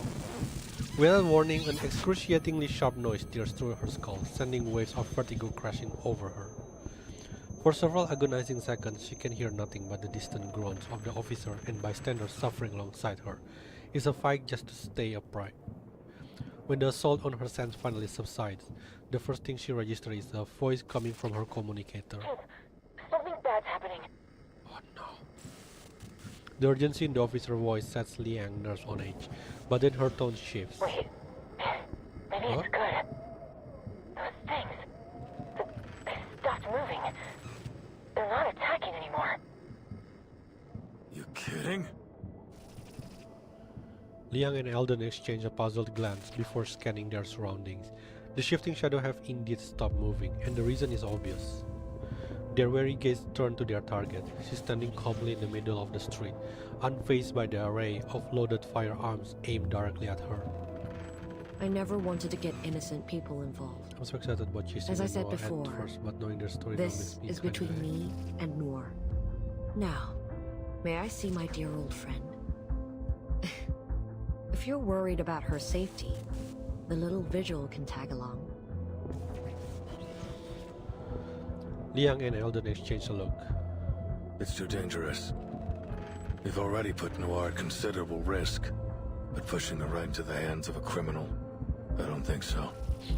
We can't put a civilian in danger like that. Besides, why would Xing let you go with her?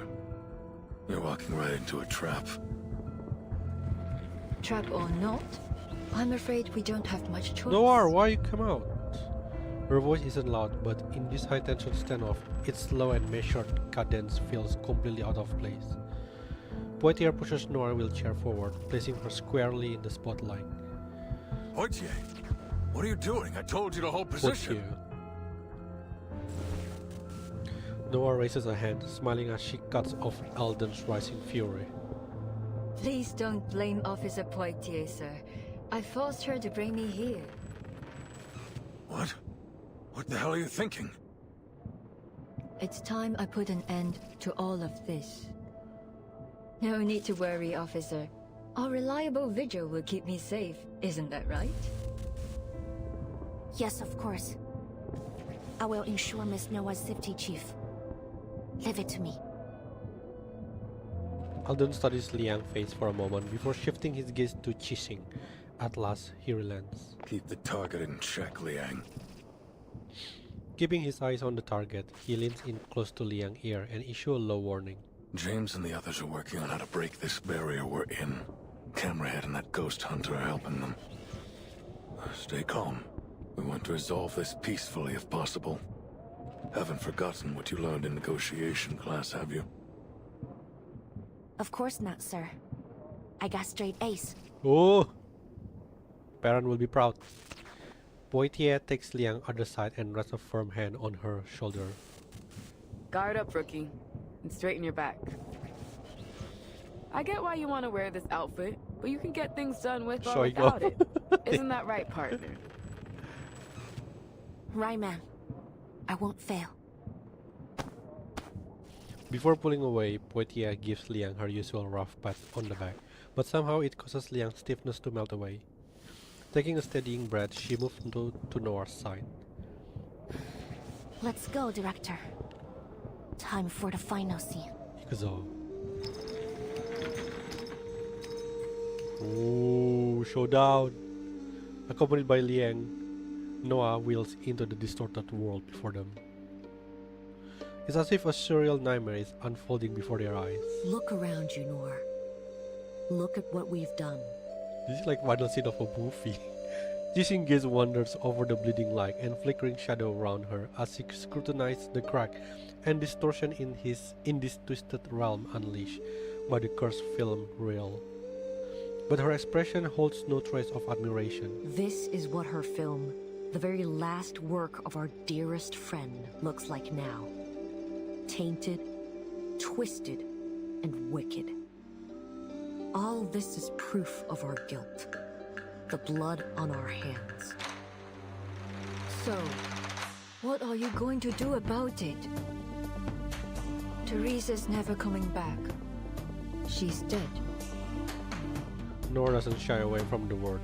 Though a note of sorrow lingers in her tone, she says it with a certain cold detachment. And you, playing hero, punishing those you deem evil. Does that make you feel better? You kill me and then what? Kill yourself? Damn, what That's is this? how you'll atone for your failures. Forgive my bluntness, but how laughably naive you are. Noah's voice has an uncharacteristic sharpness to it, but Jixing shows no sign of wavering under her scrutiny. Instead, she smiles. Atone for my failures? You're way off. You're right about one thing, though. She is gone. The person who cared for me more than anyone in the world. What? Dead. When she gave me a shoulder to lean on, I pushed her away. I left her to die alone and in pain. How could I ever atone for that? How could I ever expect her to forgive me? How selfish of me to even ask for that. Liang furrowed her brow in suspicion. Then why can't you let it go? CO7 is the hero who brings the happy ending, no matter what she's faced with. What you are doing now is anything but that.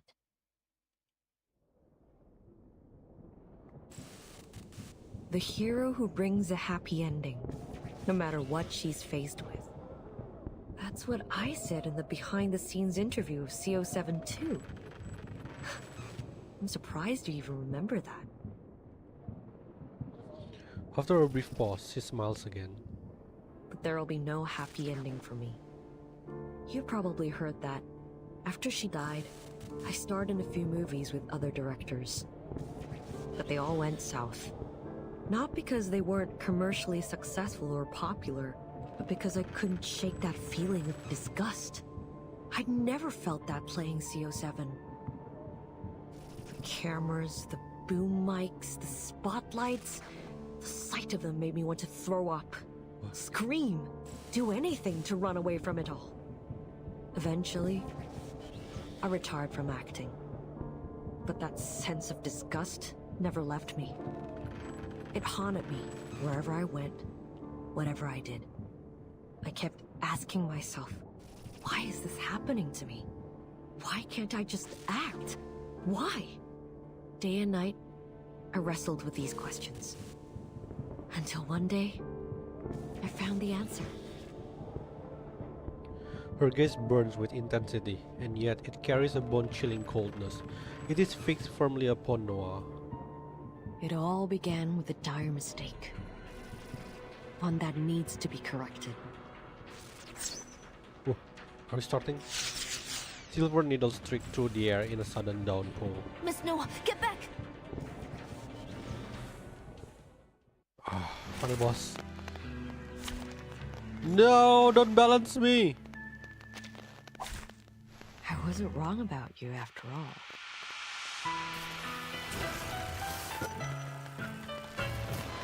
All our countless choices have led up to this moment. But not all of those choices were made willingly. No. Some of us had no choice but to fight over scraps in the dark corners of society. This time, though, it is my choice, my own will. And I'm fortunate to have you playing opposite me. I can see it in your eyes. You're not playing the role of a hero or an officer.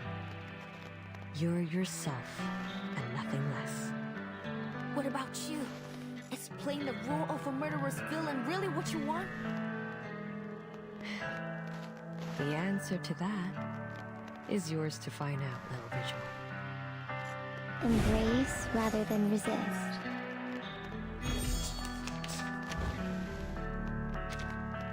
It's a lot. Please stay behind. A new hypothesis. Experience fuels knowledge. Regaining control of our bodies. No other study could show you this. What is NG show? Bask in the sunlight. Ouch.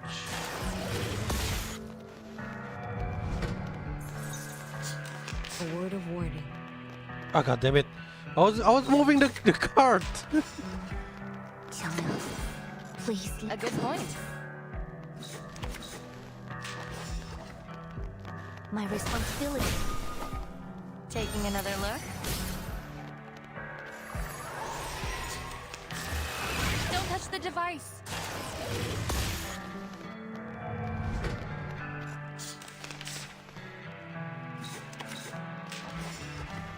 By cupping the moon. A new hypothesis. Relax, I relax. am the waves in the ocean and the stars in the sky. 强梁既出，王有不为。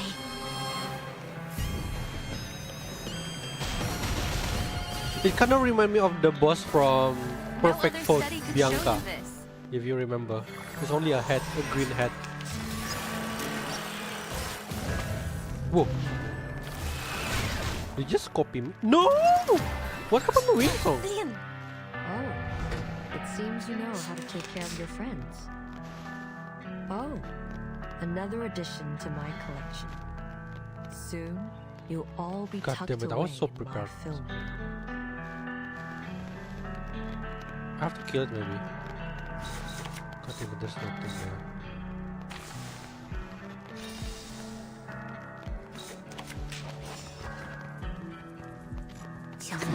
Please stay behind me. No, direct the rain. But it's glitchy and careful. new. You won't. Don't I feel like when I see it. Oh? We need to free This is for Winsong. us all. Free her! Journey to the cosmos. Nice. Okay, Winsong is back. Billion.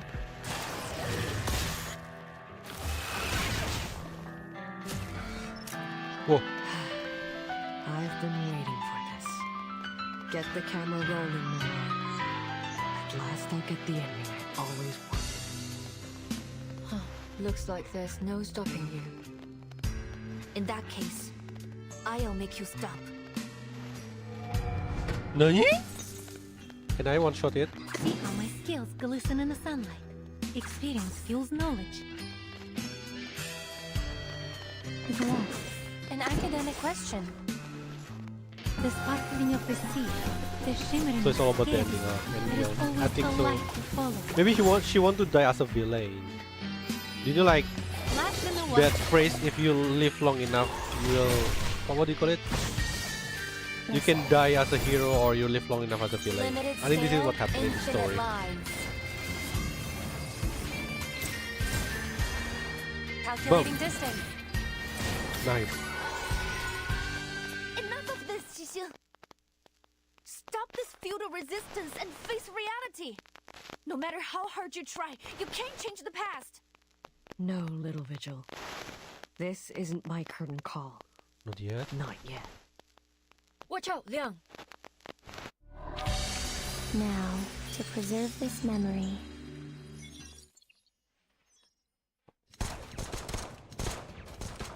Ammo's running low, sir. They must be gaining power Whoa. from the area we're in. Did they actually just shoot all the bullet to her?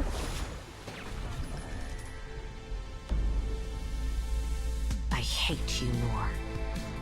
You were born with a silver spoon and exceptional talent. You took everything for granted. You looked down on everyone else. I've always hated you. Miss Noah, hold on! That was close. Miss Xixi, is this really what you want to do? Are you really going to kill Miss Noah? You have to stop! This is completely meaningless! Meaningless? No. This is exactly what needs to happen. Every story must have an ending after all. The past has held me prisoner for far too long.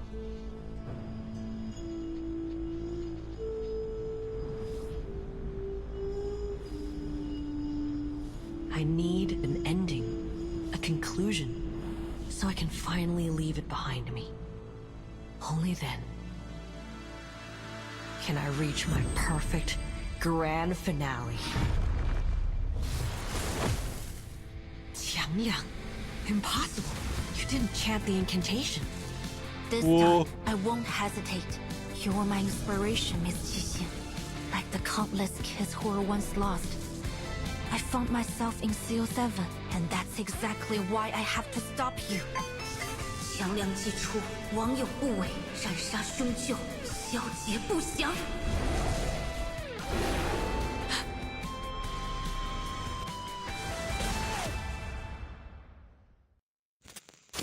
That was so cool. That was so cool. You know the part that when she pressed the number, the number in the phone, it kind of remind me that Kamen Rider, when you have to when he used the phone. I think it was called Kamen Rider Vice or something. Copley. That was so. Oh my god, that was so cool. I love it. Okay, ending. Oh, please don't die. Please don't die. Please don't die. Chasing.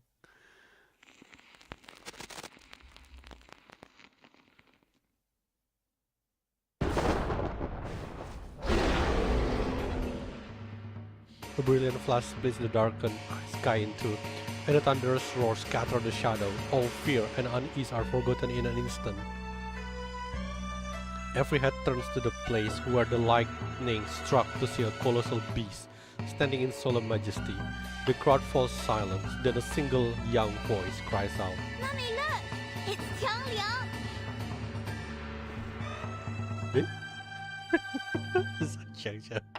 The child raised a lantern excitedly. It's just like the painting on my lantern! No. The paper-crafted beast bears little resemblance to the mighty guardian towering in the distance. Yet something in its stern, round-eyed face carries something of its righteous spirit. As the crowd shift their gaze between the small paper lantern and the guardian, their voices finally return. You're right! It's the legendary Sandal beast! Look! It has the tail of a snake and the head of a tiger! just like the illustrations. But not this cute though. Has the legendary Qiangliang come to save us? Does that mean that girl is this Zhangzi? What are you two yapping about? 显道 beast? 正直?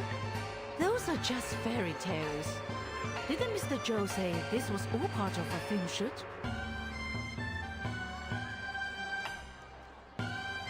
That's right. I told you this was all for a movie. Why don't you guys believe me? Oh, come on. You're always full of hot air. That said, there's no way this is real. It must just be some fancy special effects.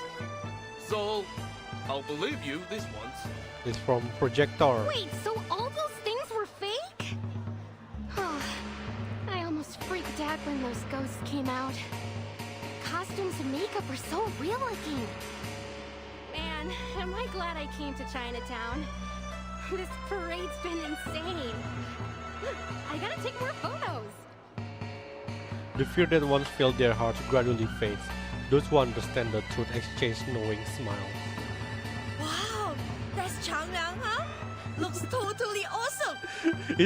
The irony is she's wearing the 3D glasses. I heard that a descendant of the 12th Zhenzi joined the Visuals Bureau, but this is the first time I've ever seen Changliang in action. Looks like they got that actor lady under control. Now all we need to do is grab that cursed film reel and break the barrier. And the victims will be sane again. It'll be happily ever after for everyone. Before she can finish speaking, her optimistic prediction is ruthlessly overturned. Oh no. What boy? This again? What's going on? Didn't they finish the job? An anomaly even greater than the last crashes down upon them. Startled cries rise from the crowd. Look! I fall. Something's wrong with it! Something is very wrong indeed. What was assumed to be a mere optical distortion is now starting to seep into tangible reality. Look at shit. It is undeniably interfering with this physical world. Is that archway melting? It kinda looks like a burning piece of film. They look at each other, finding the same alarm in each other's faces. Wait, the barrier was created by that spooky film reel, right? Then, this mean is... It's falling apart. We need to get out of here. Get everyone away from the edges of the barrier. The further they are from those twisting buildings, the better. Understood. But what the hell is going on? I thought you had the target locked down. We do, but clearly this isn't over yet. Miss Latham, anything you can do? Yes, sir, but I'll need a few of your men. I can use the containment incantation they taught me at work, but I don't think it'll hold for long. Just do your best. In the meantime, we'll eliminate the problem at the source. Elden Furious gaze lands on Qixing. All right, Qixing. Whatever you're doing with the reel, stop it now! Or I'll make you stop it! I'm not doing anything. What is that? Is that blood? She stands her head a few feet away, her body slammed against the wall behind her as she barely manages to stay upright. She forces a crooked grin. It's the film reel. It's reached its limit. From her coat, she pulls out the object responsible for all this chaos. Had Liang not once held the film reel herself, she might not have recognized it at all. The reunion of the three swallows. What's happening to it? Wait, there's something else here.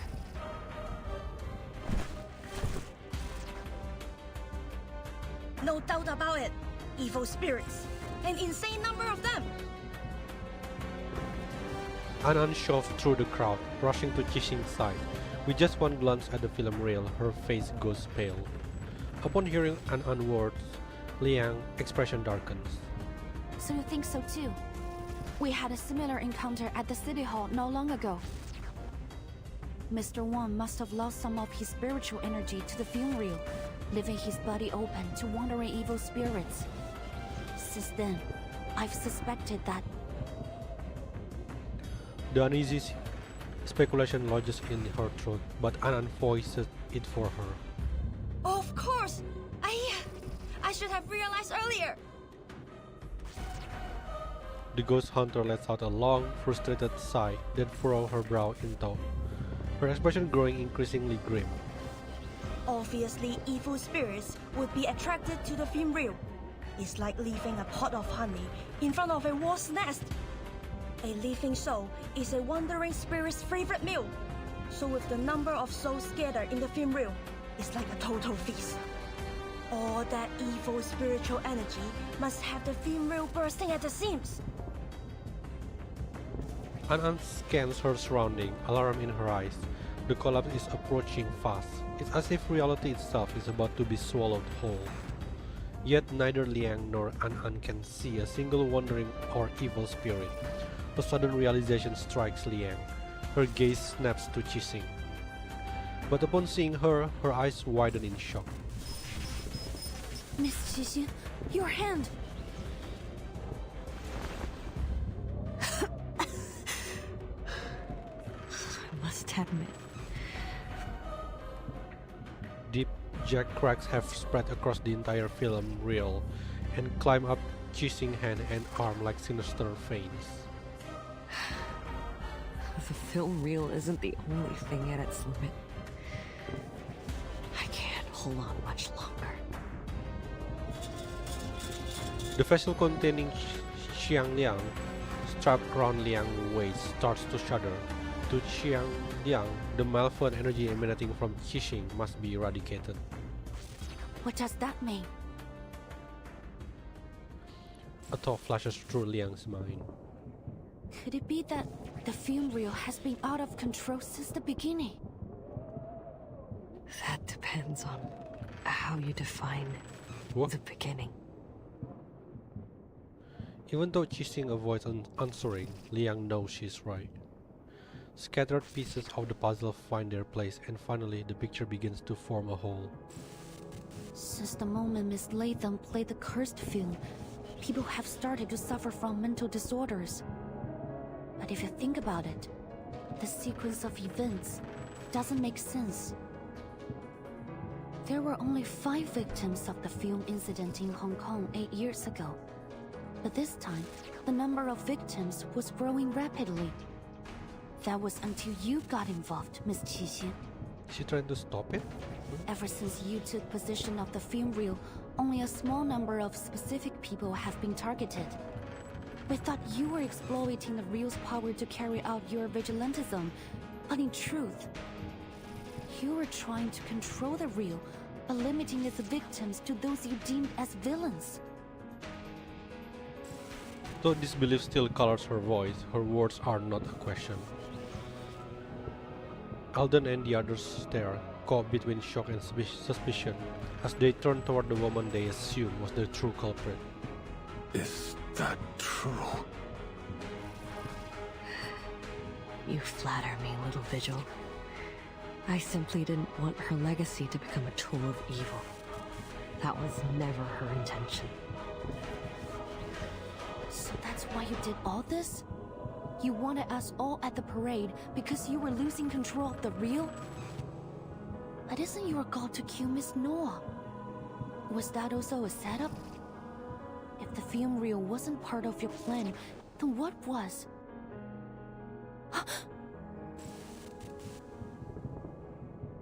A conclusion she herself once stated resurfaced in her mind, and she realized she made a critical error. Don't tell me she is the villain.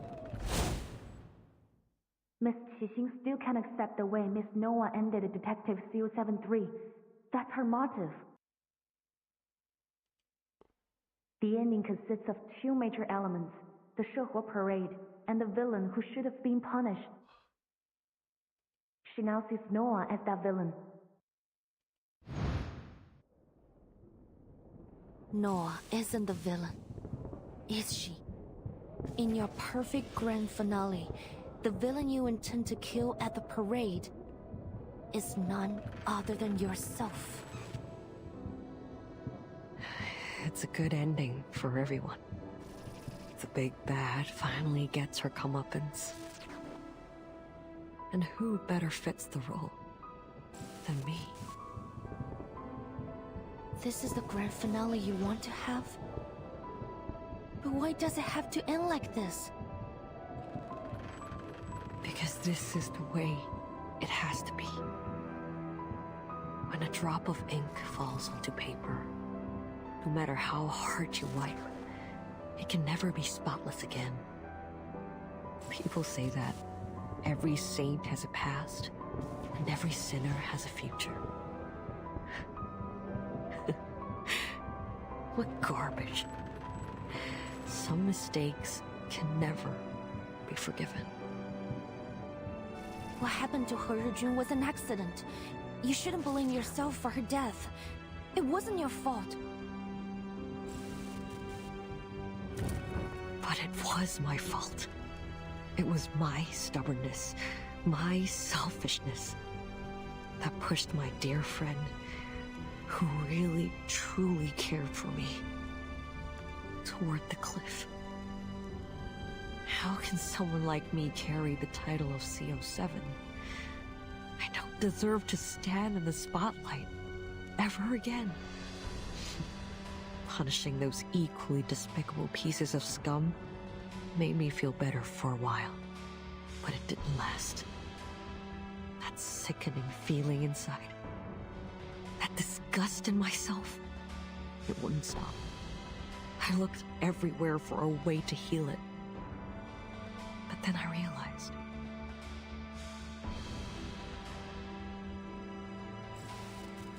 that the biggest piece of scum was me.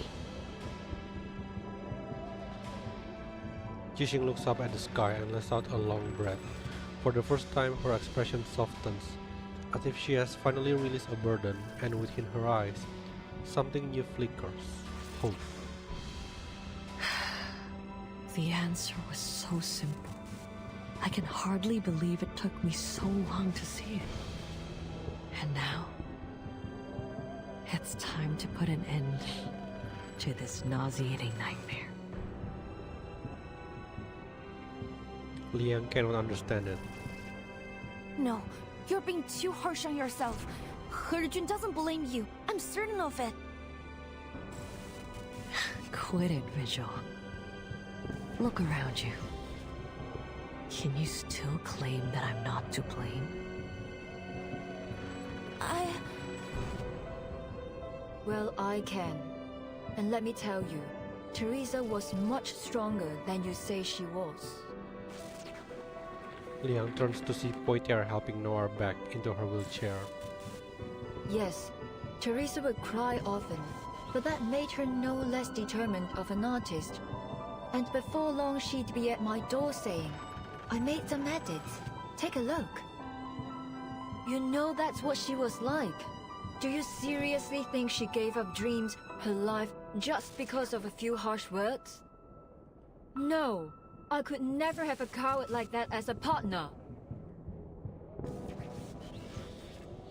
Noir's face is twisted in a fury Liang has never seen before. It sets a fire in the woman beneath her glare, making her frown in turn. Whatever you say. Director or not, you can't tell me what to do anymore. I will have this ending. Come on, officers. Finish the job. I'd do it myself if I had the strength. Her voice is unwavering. I've learned a lot these past years. If you want to save this city, you'll have to kill me. Those spirits will disappear, and everything will be back to normal. A perfect grand finale, isn't it? So what are you waiting for? So it's come to this, has it?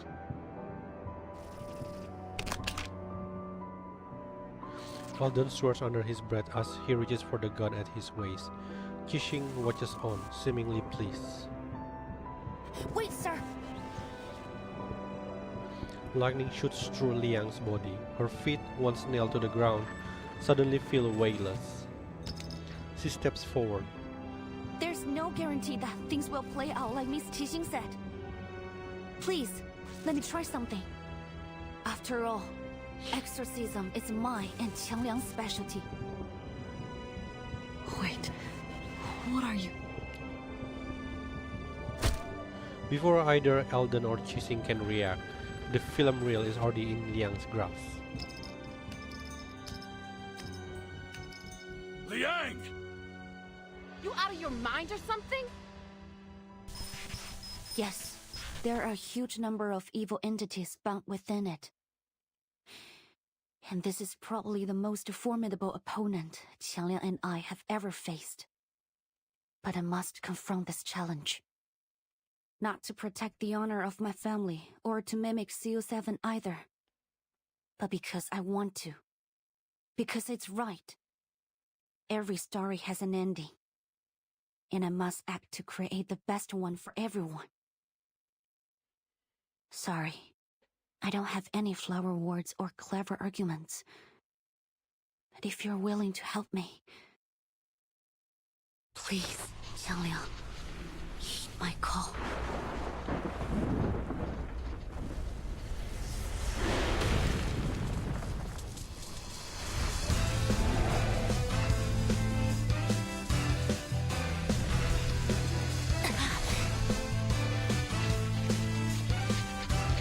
Again! Good. Is this the best You can do it! Whoa. Qiangliang? Oh no, Xiangliang.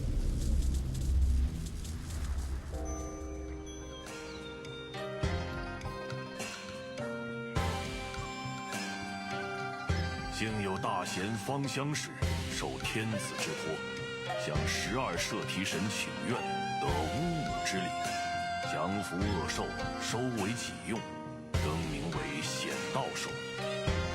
然而，显道兽一时能庇护的范围终究有限，一时人间仍有诸多邪祟诡异肆虐，非人力所能敌。但那时的百姓们却从未放弃过抵抗。因为他们知道，只要心怀希望与斗志，到最后一刻，显道兽必将现身，逐除恶鬼，还人间一片太平。Qiangliang, no! Wait, what?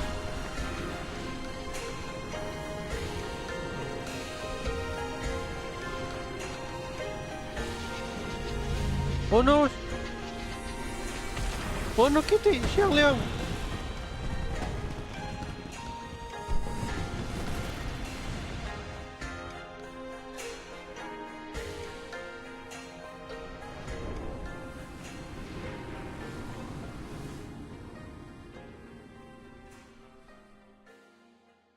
No, not the kitty! Xiangliang!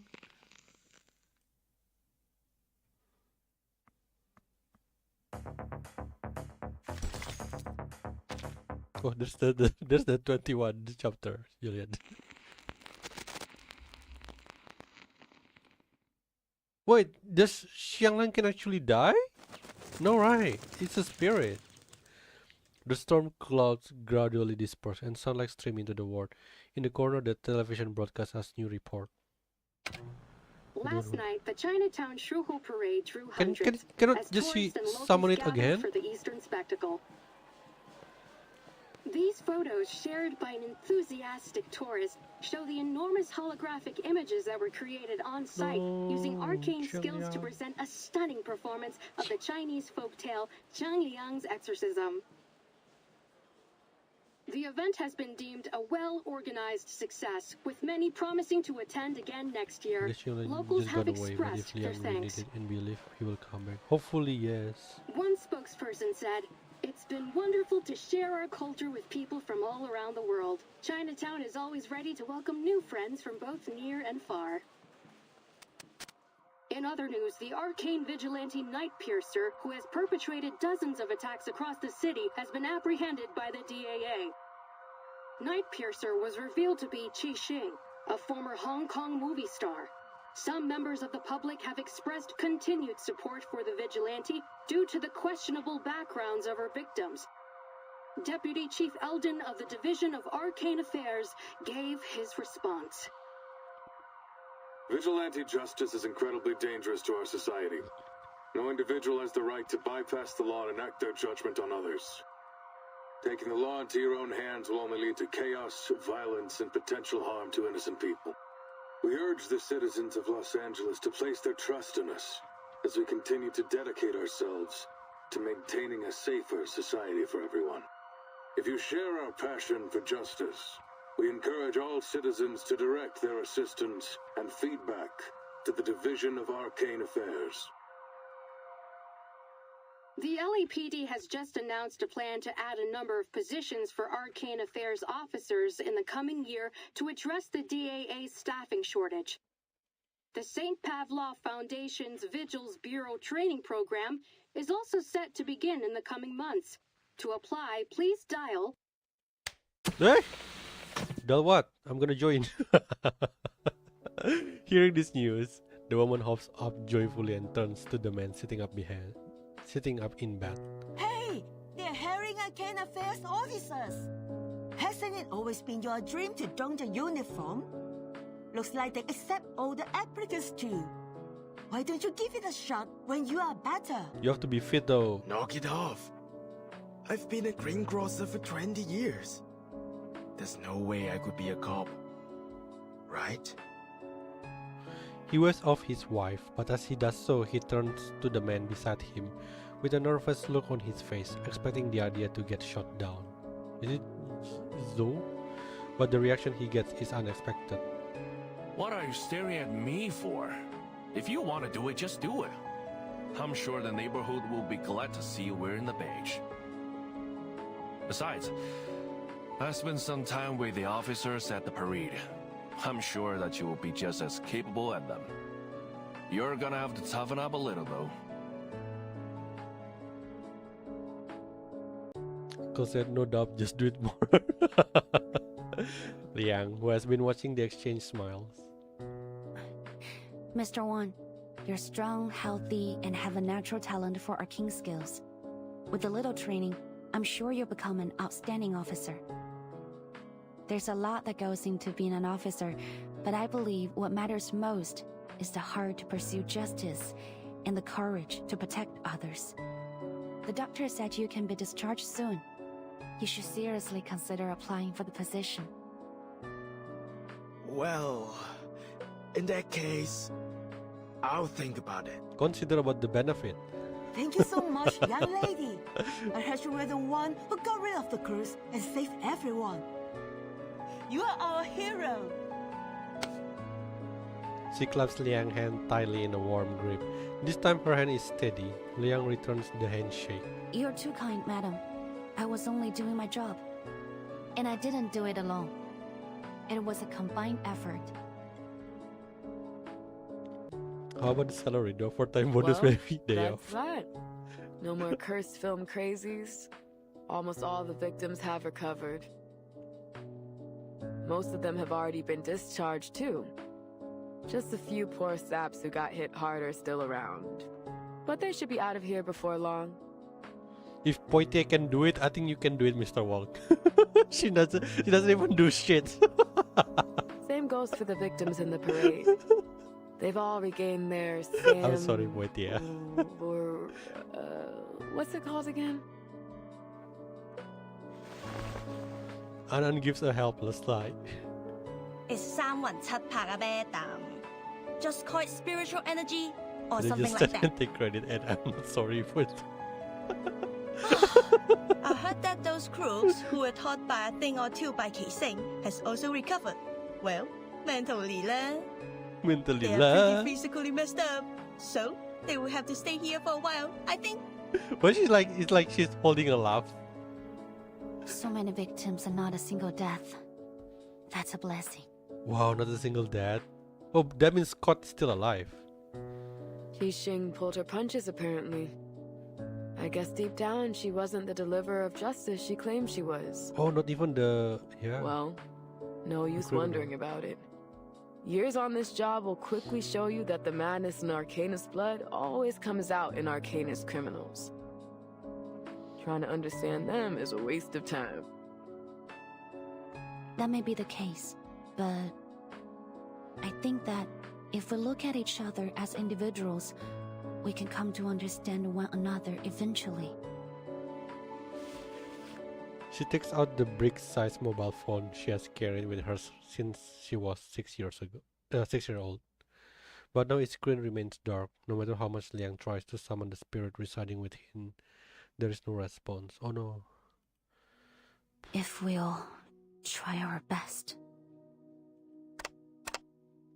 Holding on to hope, Liang tries a few different button combinations on the phone. Usually the screen would light up, but this time there's nothing. Still nothing from Xiang Liang? Liang lowers her gaze and shakes her head. Well, what did you expect? That huge spooky spookters was a nasty opponent on its own. Not to mention all the ghosts that were attracted by that film reel. It was creepy lah. All those ghosts in one place. It was more crowded than the Dai Pai Dong. I mean, the Chinatown food store on a Saturday night. What's worse, those specters drowned the Sanwan Capa of innocent people. If that hadn't happened, then Qiang Liang wouldn't have had to say.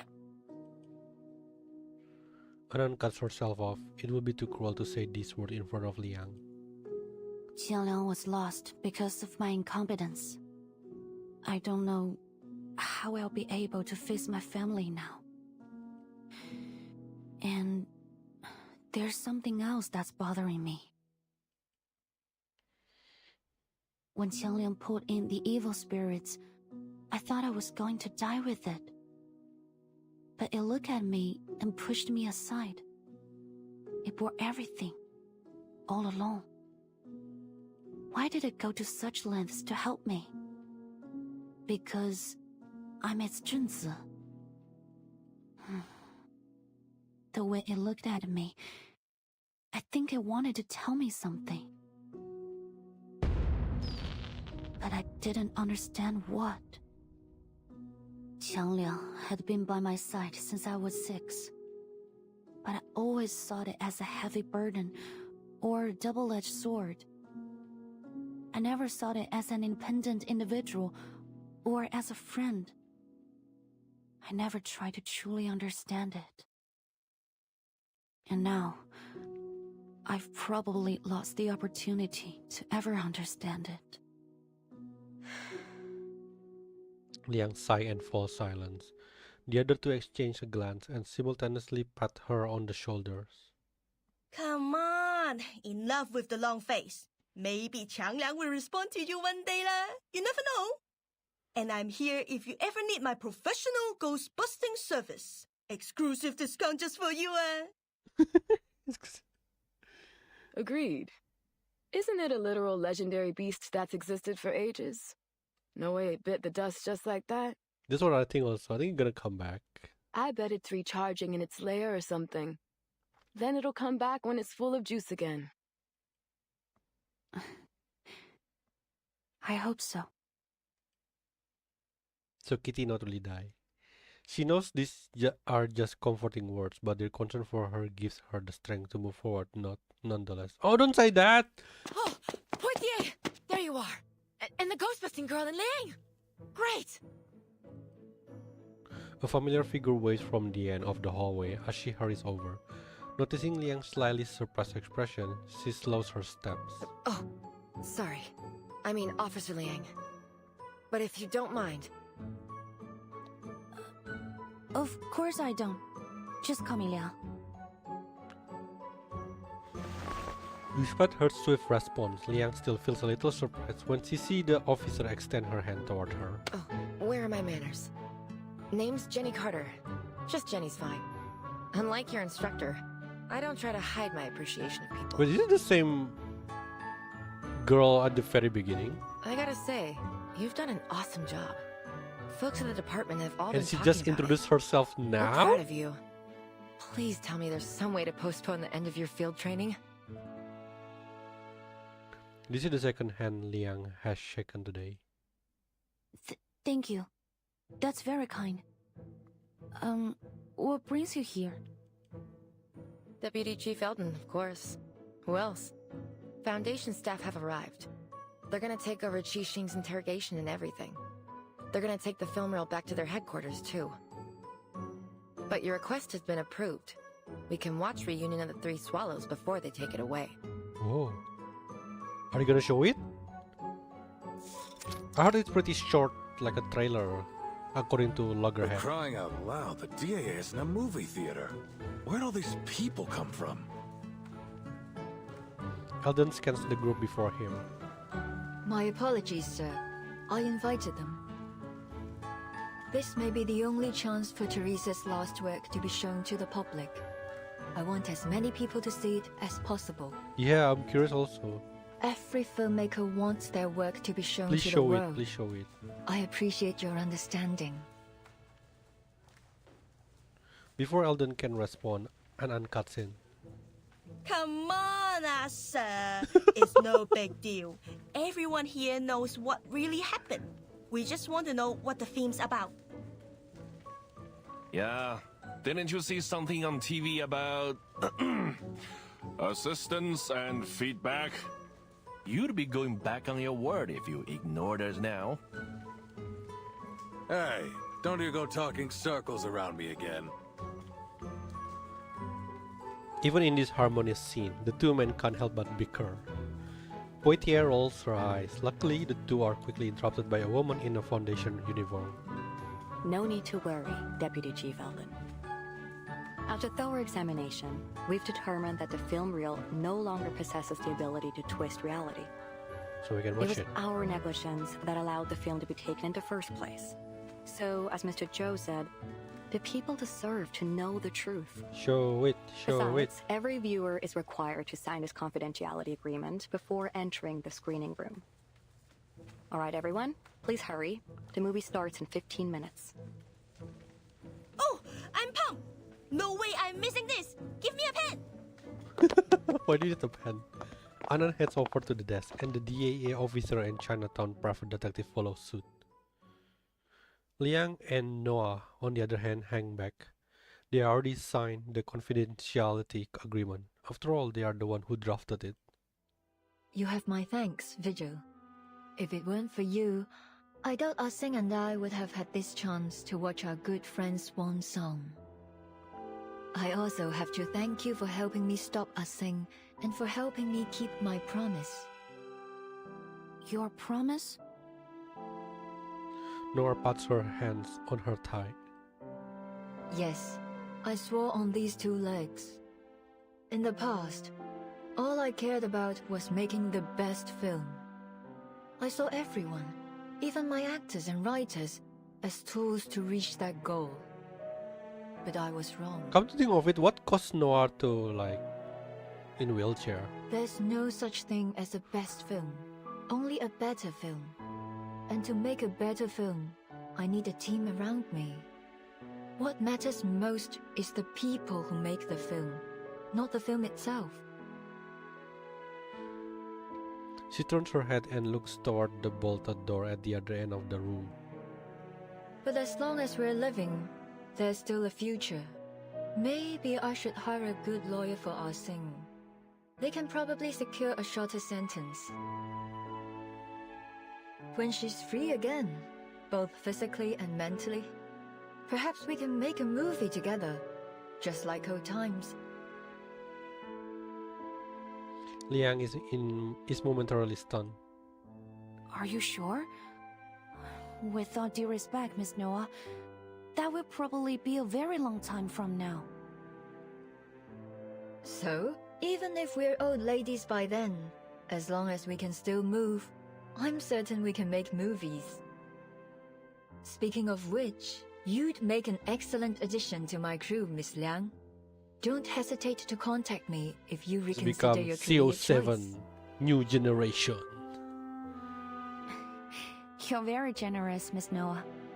but I think I'll stick to being a fan for the time being. I look forward to seeing what you do next. You won't be disappointed. By the way, have you seen Miss Latham lately? I tried to invite her, but she didn't pick up the phone. She must have left it in her room again. Actually, I ran into her at the hospital earlier. Miss Scott just regained consciousness. She wanted to visit her. Nora's smile faded slightly, and a contemplative expression comes over her. Miss Scott... Something tells me that there's still an unsolved Yeah, the office mystery lady. there. Who is it? You mean a truth hidden behind all these incidents? Yes, like a chessboard, where the pawns placed on the front line. Somehow, we've managed to fight our way out, escaping our planned doom. But who is the player who placed us there? They are still a mystery, watching us from the shadows. Does it mean there's a mole inside the I foundation? don't like this feeling. I'll keep an eye on the matter. I already made a detailed report to my superiors. If there's anything else going on, I'm sure the vigils will put a stop to it. I suppose we'll have to wait and see. Nora's expression doesn't ease. It seems the title Vigil's Bureau doesn't bring her much confidence. Before Liang can inquire further, Poitier calls her. Hey, you two! Get your asses in the screening room! We're all waiting for you! On our way. Nothing's more important than a movie that's about to start. Let's go, Vigil. The Asians smile and enter makeshift. What?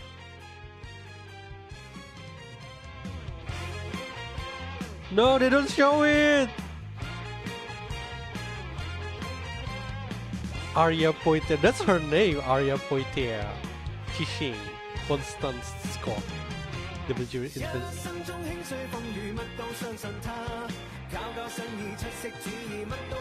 Cameo!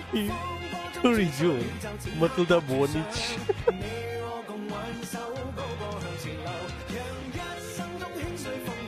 Sponsor Miss New Mabel Creator Rehabilitation Center. The twist is probably like the whole thing is probably the movie. The thing that we have been playing all this time is the movie.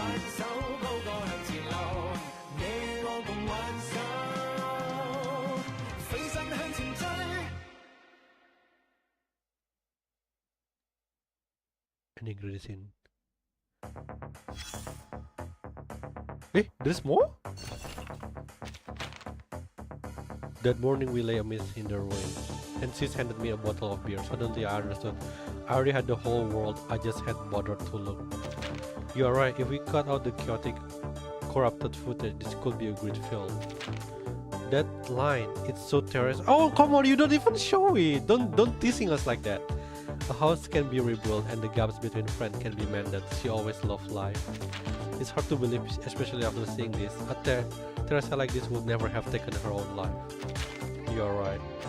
Miss Vigil, thank you. Her creation being restored to its original form is something I'm truly grateful for. And it's all thanks to you and your team. About Xiangliang, I'm more sorry than you can imagine. This wasn't my intention, but ultimately my selfish behavior caused this to happen.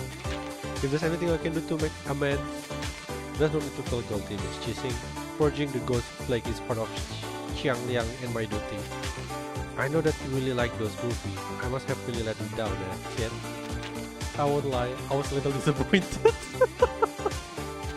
But it doesn't matter, CO7 is still my favorite character and that will never change. Thank you. Wait a moment, Qixing. Before you and the officer leave, Miss Liang and I need to confirm one last thing. There's something in your testimony that's been eating at me. Don't get me wrong, I'm not saying that you are lying. The visual interrogation expert confirmed that much. But even you probably noticed the sequence of events that led you to become the Night Piercer. You stole the real and caused the incident in Chinatown, but your motives seem inconsistent. I feel like I'm missing a piece to this puzzle.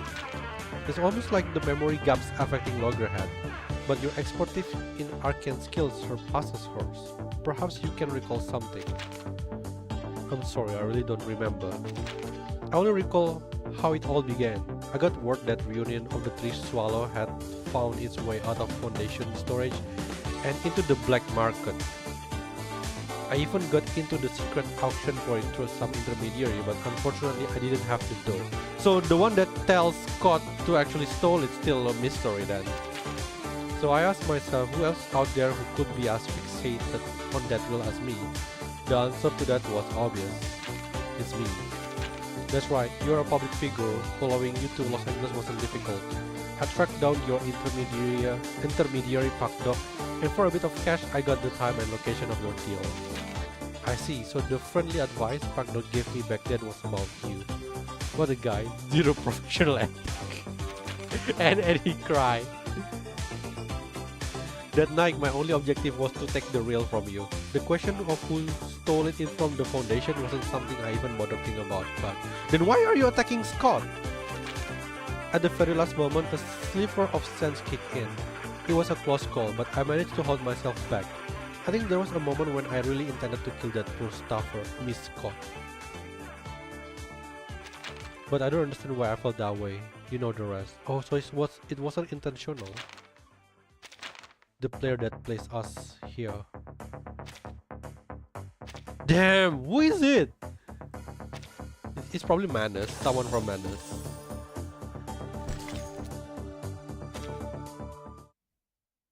It's definitely someone from Manus.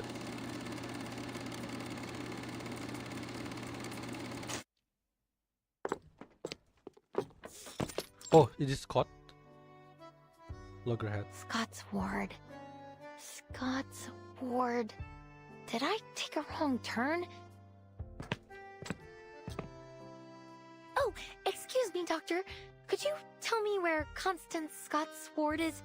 I'm kind of Don't lost. tell me Scott is dead. You're in the wrong area. You need to go straight forward this way, take a left at a corner, and a right at the next. Forward, left, then right. Okay. I'll remember it now. Thanks for the help. Sure. Loggerhead makes her way down the hallway, muttering the direction to herself as she goes. But then she stops and turns back in confusion. That's odd. Why do I feel like I talked to that doctor a few days ago? Must just be my bad memory. The lady last time was more friendly. Is someone in disguise? She tilts her head before quickly deciding to let it go. Wait, which way did she say again? Did she direct her to the opposite side?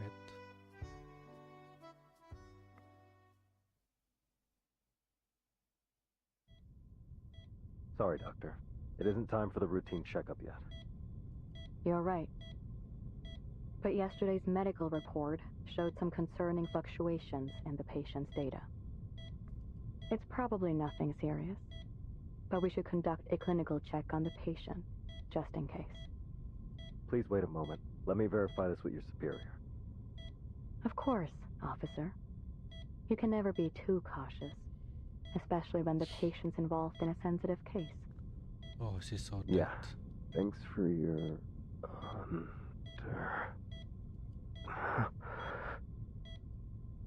The patient inside the ward hears the conversation outside the door come to an abrupt halt. She sits with her hands cuffed to the railing, turning her head away from the window and toward the closed door before her. What's wrong? There is no response from the other side. Several seconds later, the doorknob turns. Standing in the doorway is a doctor. She looks vaguely familiar. Good afternoon, Miss Scott. How are you feeling today? Before the door is closed again, Scott catches a glimpse of the arcane affair officer staring straight ahead. He doesn't so much as glance in her direction. Something is wrong. Scott shoots up straight. Who are you? Someone brought you these flowers. Flowers? Only then does she notice that the doctor is holding a glass vase filled with pure white flowers, fresh and delicate. No. Something's not right. I heard what you said to the officer. How are you supposed to do a medical check with a flower vase?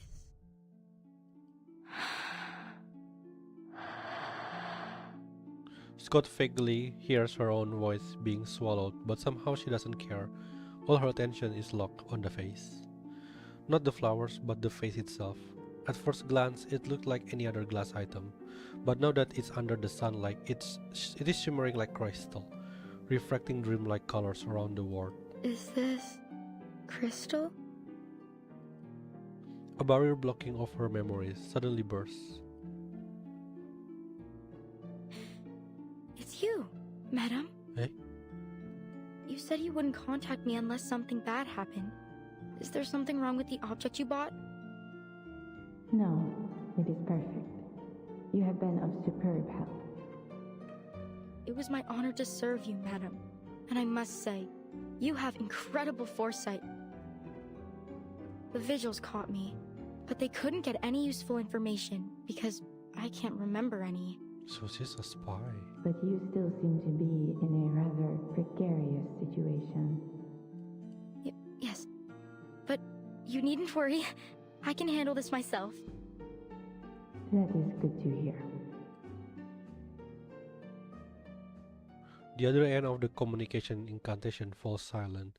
If not for the light still reflecting from the face, she might have thought the other party already hung up.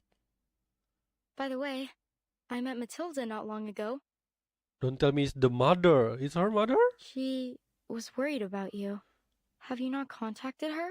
Is Matilda mother? That is not necessary. Were she more perceptive, she would have already discovered me herself.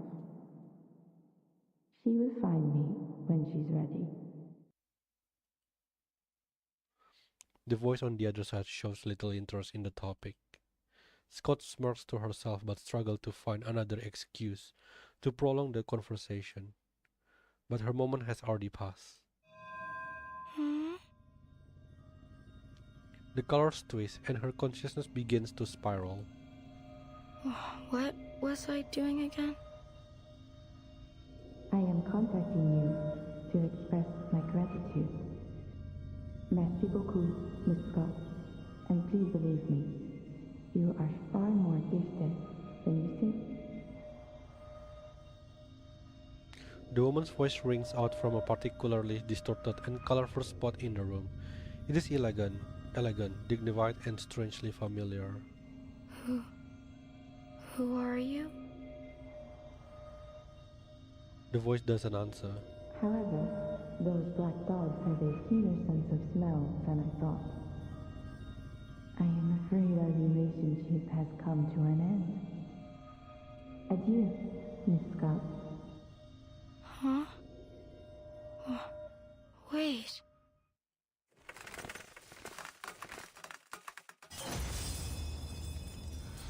A bullet shatters the vase, shattering the dream and crushing her back to reality. At some point the door was suddenly opened. A pair of black leather boots steps over the shards of the broken face and comes to a stop at Scott's bedside. They run fast, that's for sure. Looks like this fish is bigger than we thought. Who is this? Why so many good character design? Have you figured out what happened to the two officers? Black ibis. The woman turns to her cadet. A man, also dressed in the same black uniform, is dragging the unconscious body of the doctor who visited earlier beside that of the DAA officer who had been keeping guard outside. May I know your name? They're under some kind of hypnosis. Caster's no amateur either. Arcane fluctuations are impossible to trace. Not bad. Not bad at all. Who are they? She crouches down to pick up a shard of glass. As she examines it, her mouth curls into a smile. The clothes is almost similar like Liang Yue. Not bad. This is really bad. We already knew Scott was the culprit, but you just had to use her as bait to reel in the fish hiding in the darkness. So are they from the Foundation? Now all we have is Scott with no memories of what happened, and a stone-cold trail. Truly genius. And I still don't get why you're keeping all this from Liang. She's your cadet and right here in the city. Oh, is it from Vigil? We should have had her join the investigation. No wonder that. I can't wait to see her face when she finds out what's been going on. And I'm not defending you this time either. Faced with her cadet accusation, the woman feigns innocence. Defending me? There's nothing to defend. Oh, is it the vigil? If we it has told the her same... about our plan, she would have started acting differently and spooked our fish. Besides, the whole point of her field training program in the LAPD was to see if she could handle things on her own. And she's proven that she can. The Division of Arcane Affairs seems to adore her, so I'm sure the Deputy Chief will give her an excellent write-up. Everything's turned out great, hasn't it? See how considerate I am, how I always do things in my cadets' best interests. How could you make me out to be such a heartless, irresponsible monster? She exaggerates a sorrowful expression, which only makes her cadet roll his eyes in exasperation. Oh, don't give me that look. Anyway, I think I've got an idea as to what's going on. Really? The woman drops her act and smiles knowingly. Our big fish got away, yes, but just confirming that a fish this big exists has already made this worth our time.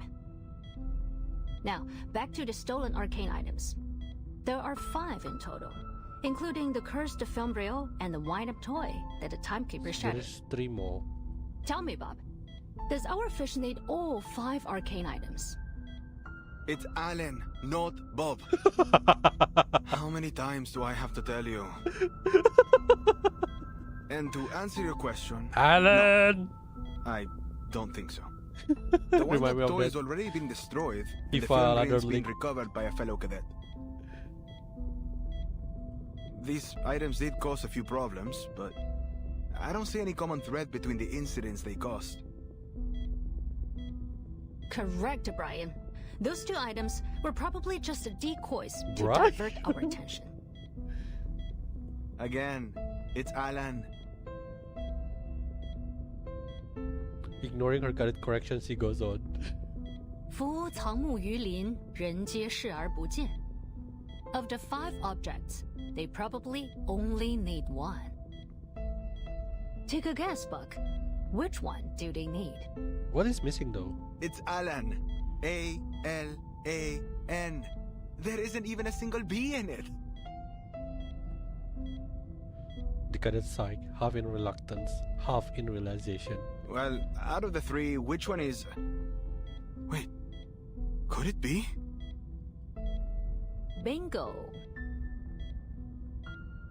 From the way her cadet face darkened, she can tell he has found the answer. Does that mean the legend's real? It can really be used in that ritual? It would seem so. So, it's Manus Vindicte again. I really hate it when they're foreshadowing things like this. He speaks through the name, his expression grim. They must have planted a mole somewhere among the Foundation's elites. Someone with clearance to the Arcanum Containment Department. It seems our fish doesn't wear the black robe. The woman taps her chin. This response makes her cadet eyes widen in disbelief. Huh? So you're saying there's someone behind all this who wants to perform that ritual, and somehow has the means to steal from the Foundation? There's just no way. We do have them all. The stolen items would probably go to the Manus eventually. But I have a hunch that our wily fish isn't totally on their side. Probably kind of similar with Igor, that he probably not really fully on Manus' side yet. Manus Vindicte obviously considered the succubus a valuable asset before she got away, right? So if our fish was a die-hard loyalist, they would have delivered the wind-up toy to their master straightway, rather than letting it be passed around all over the place. While our fish is in collusion with Manus Vindicte, they are swimming in murky waters. They may be pursuing their own agenda. She curls her lips into a smile and flicks the shard of glass from between her fingers. Things are starting to get interesting, aren't they? Like I said earlier, not bad at all. With that, the two figures in black vanish out the door.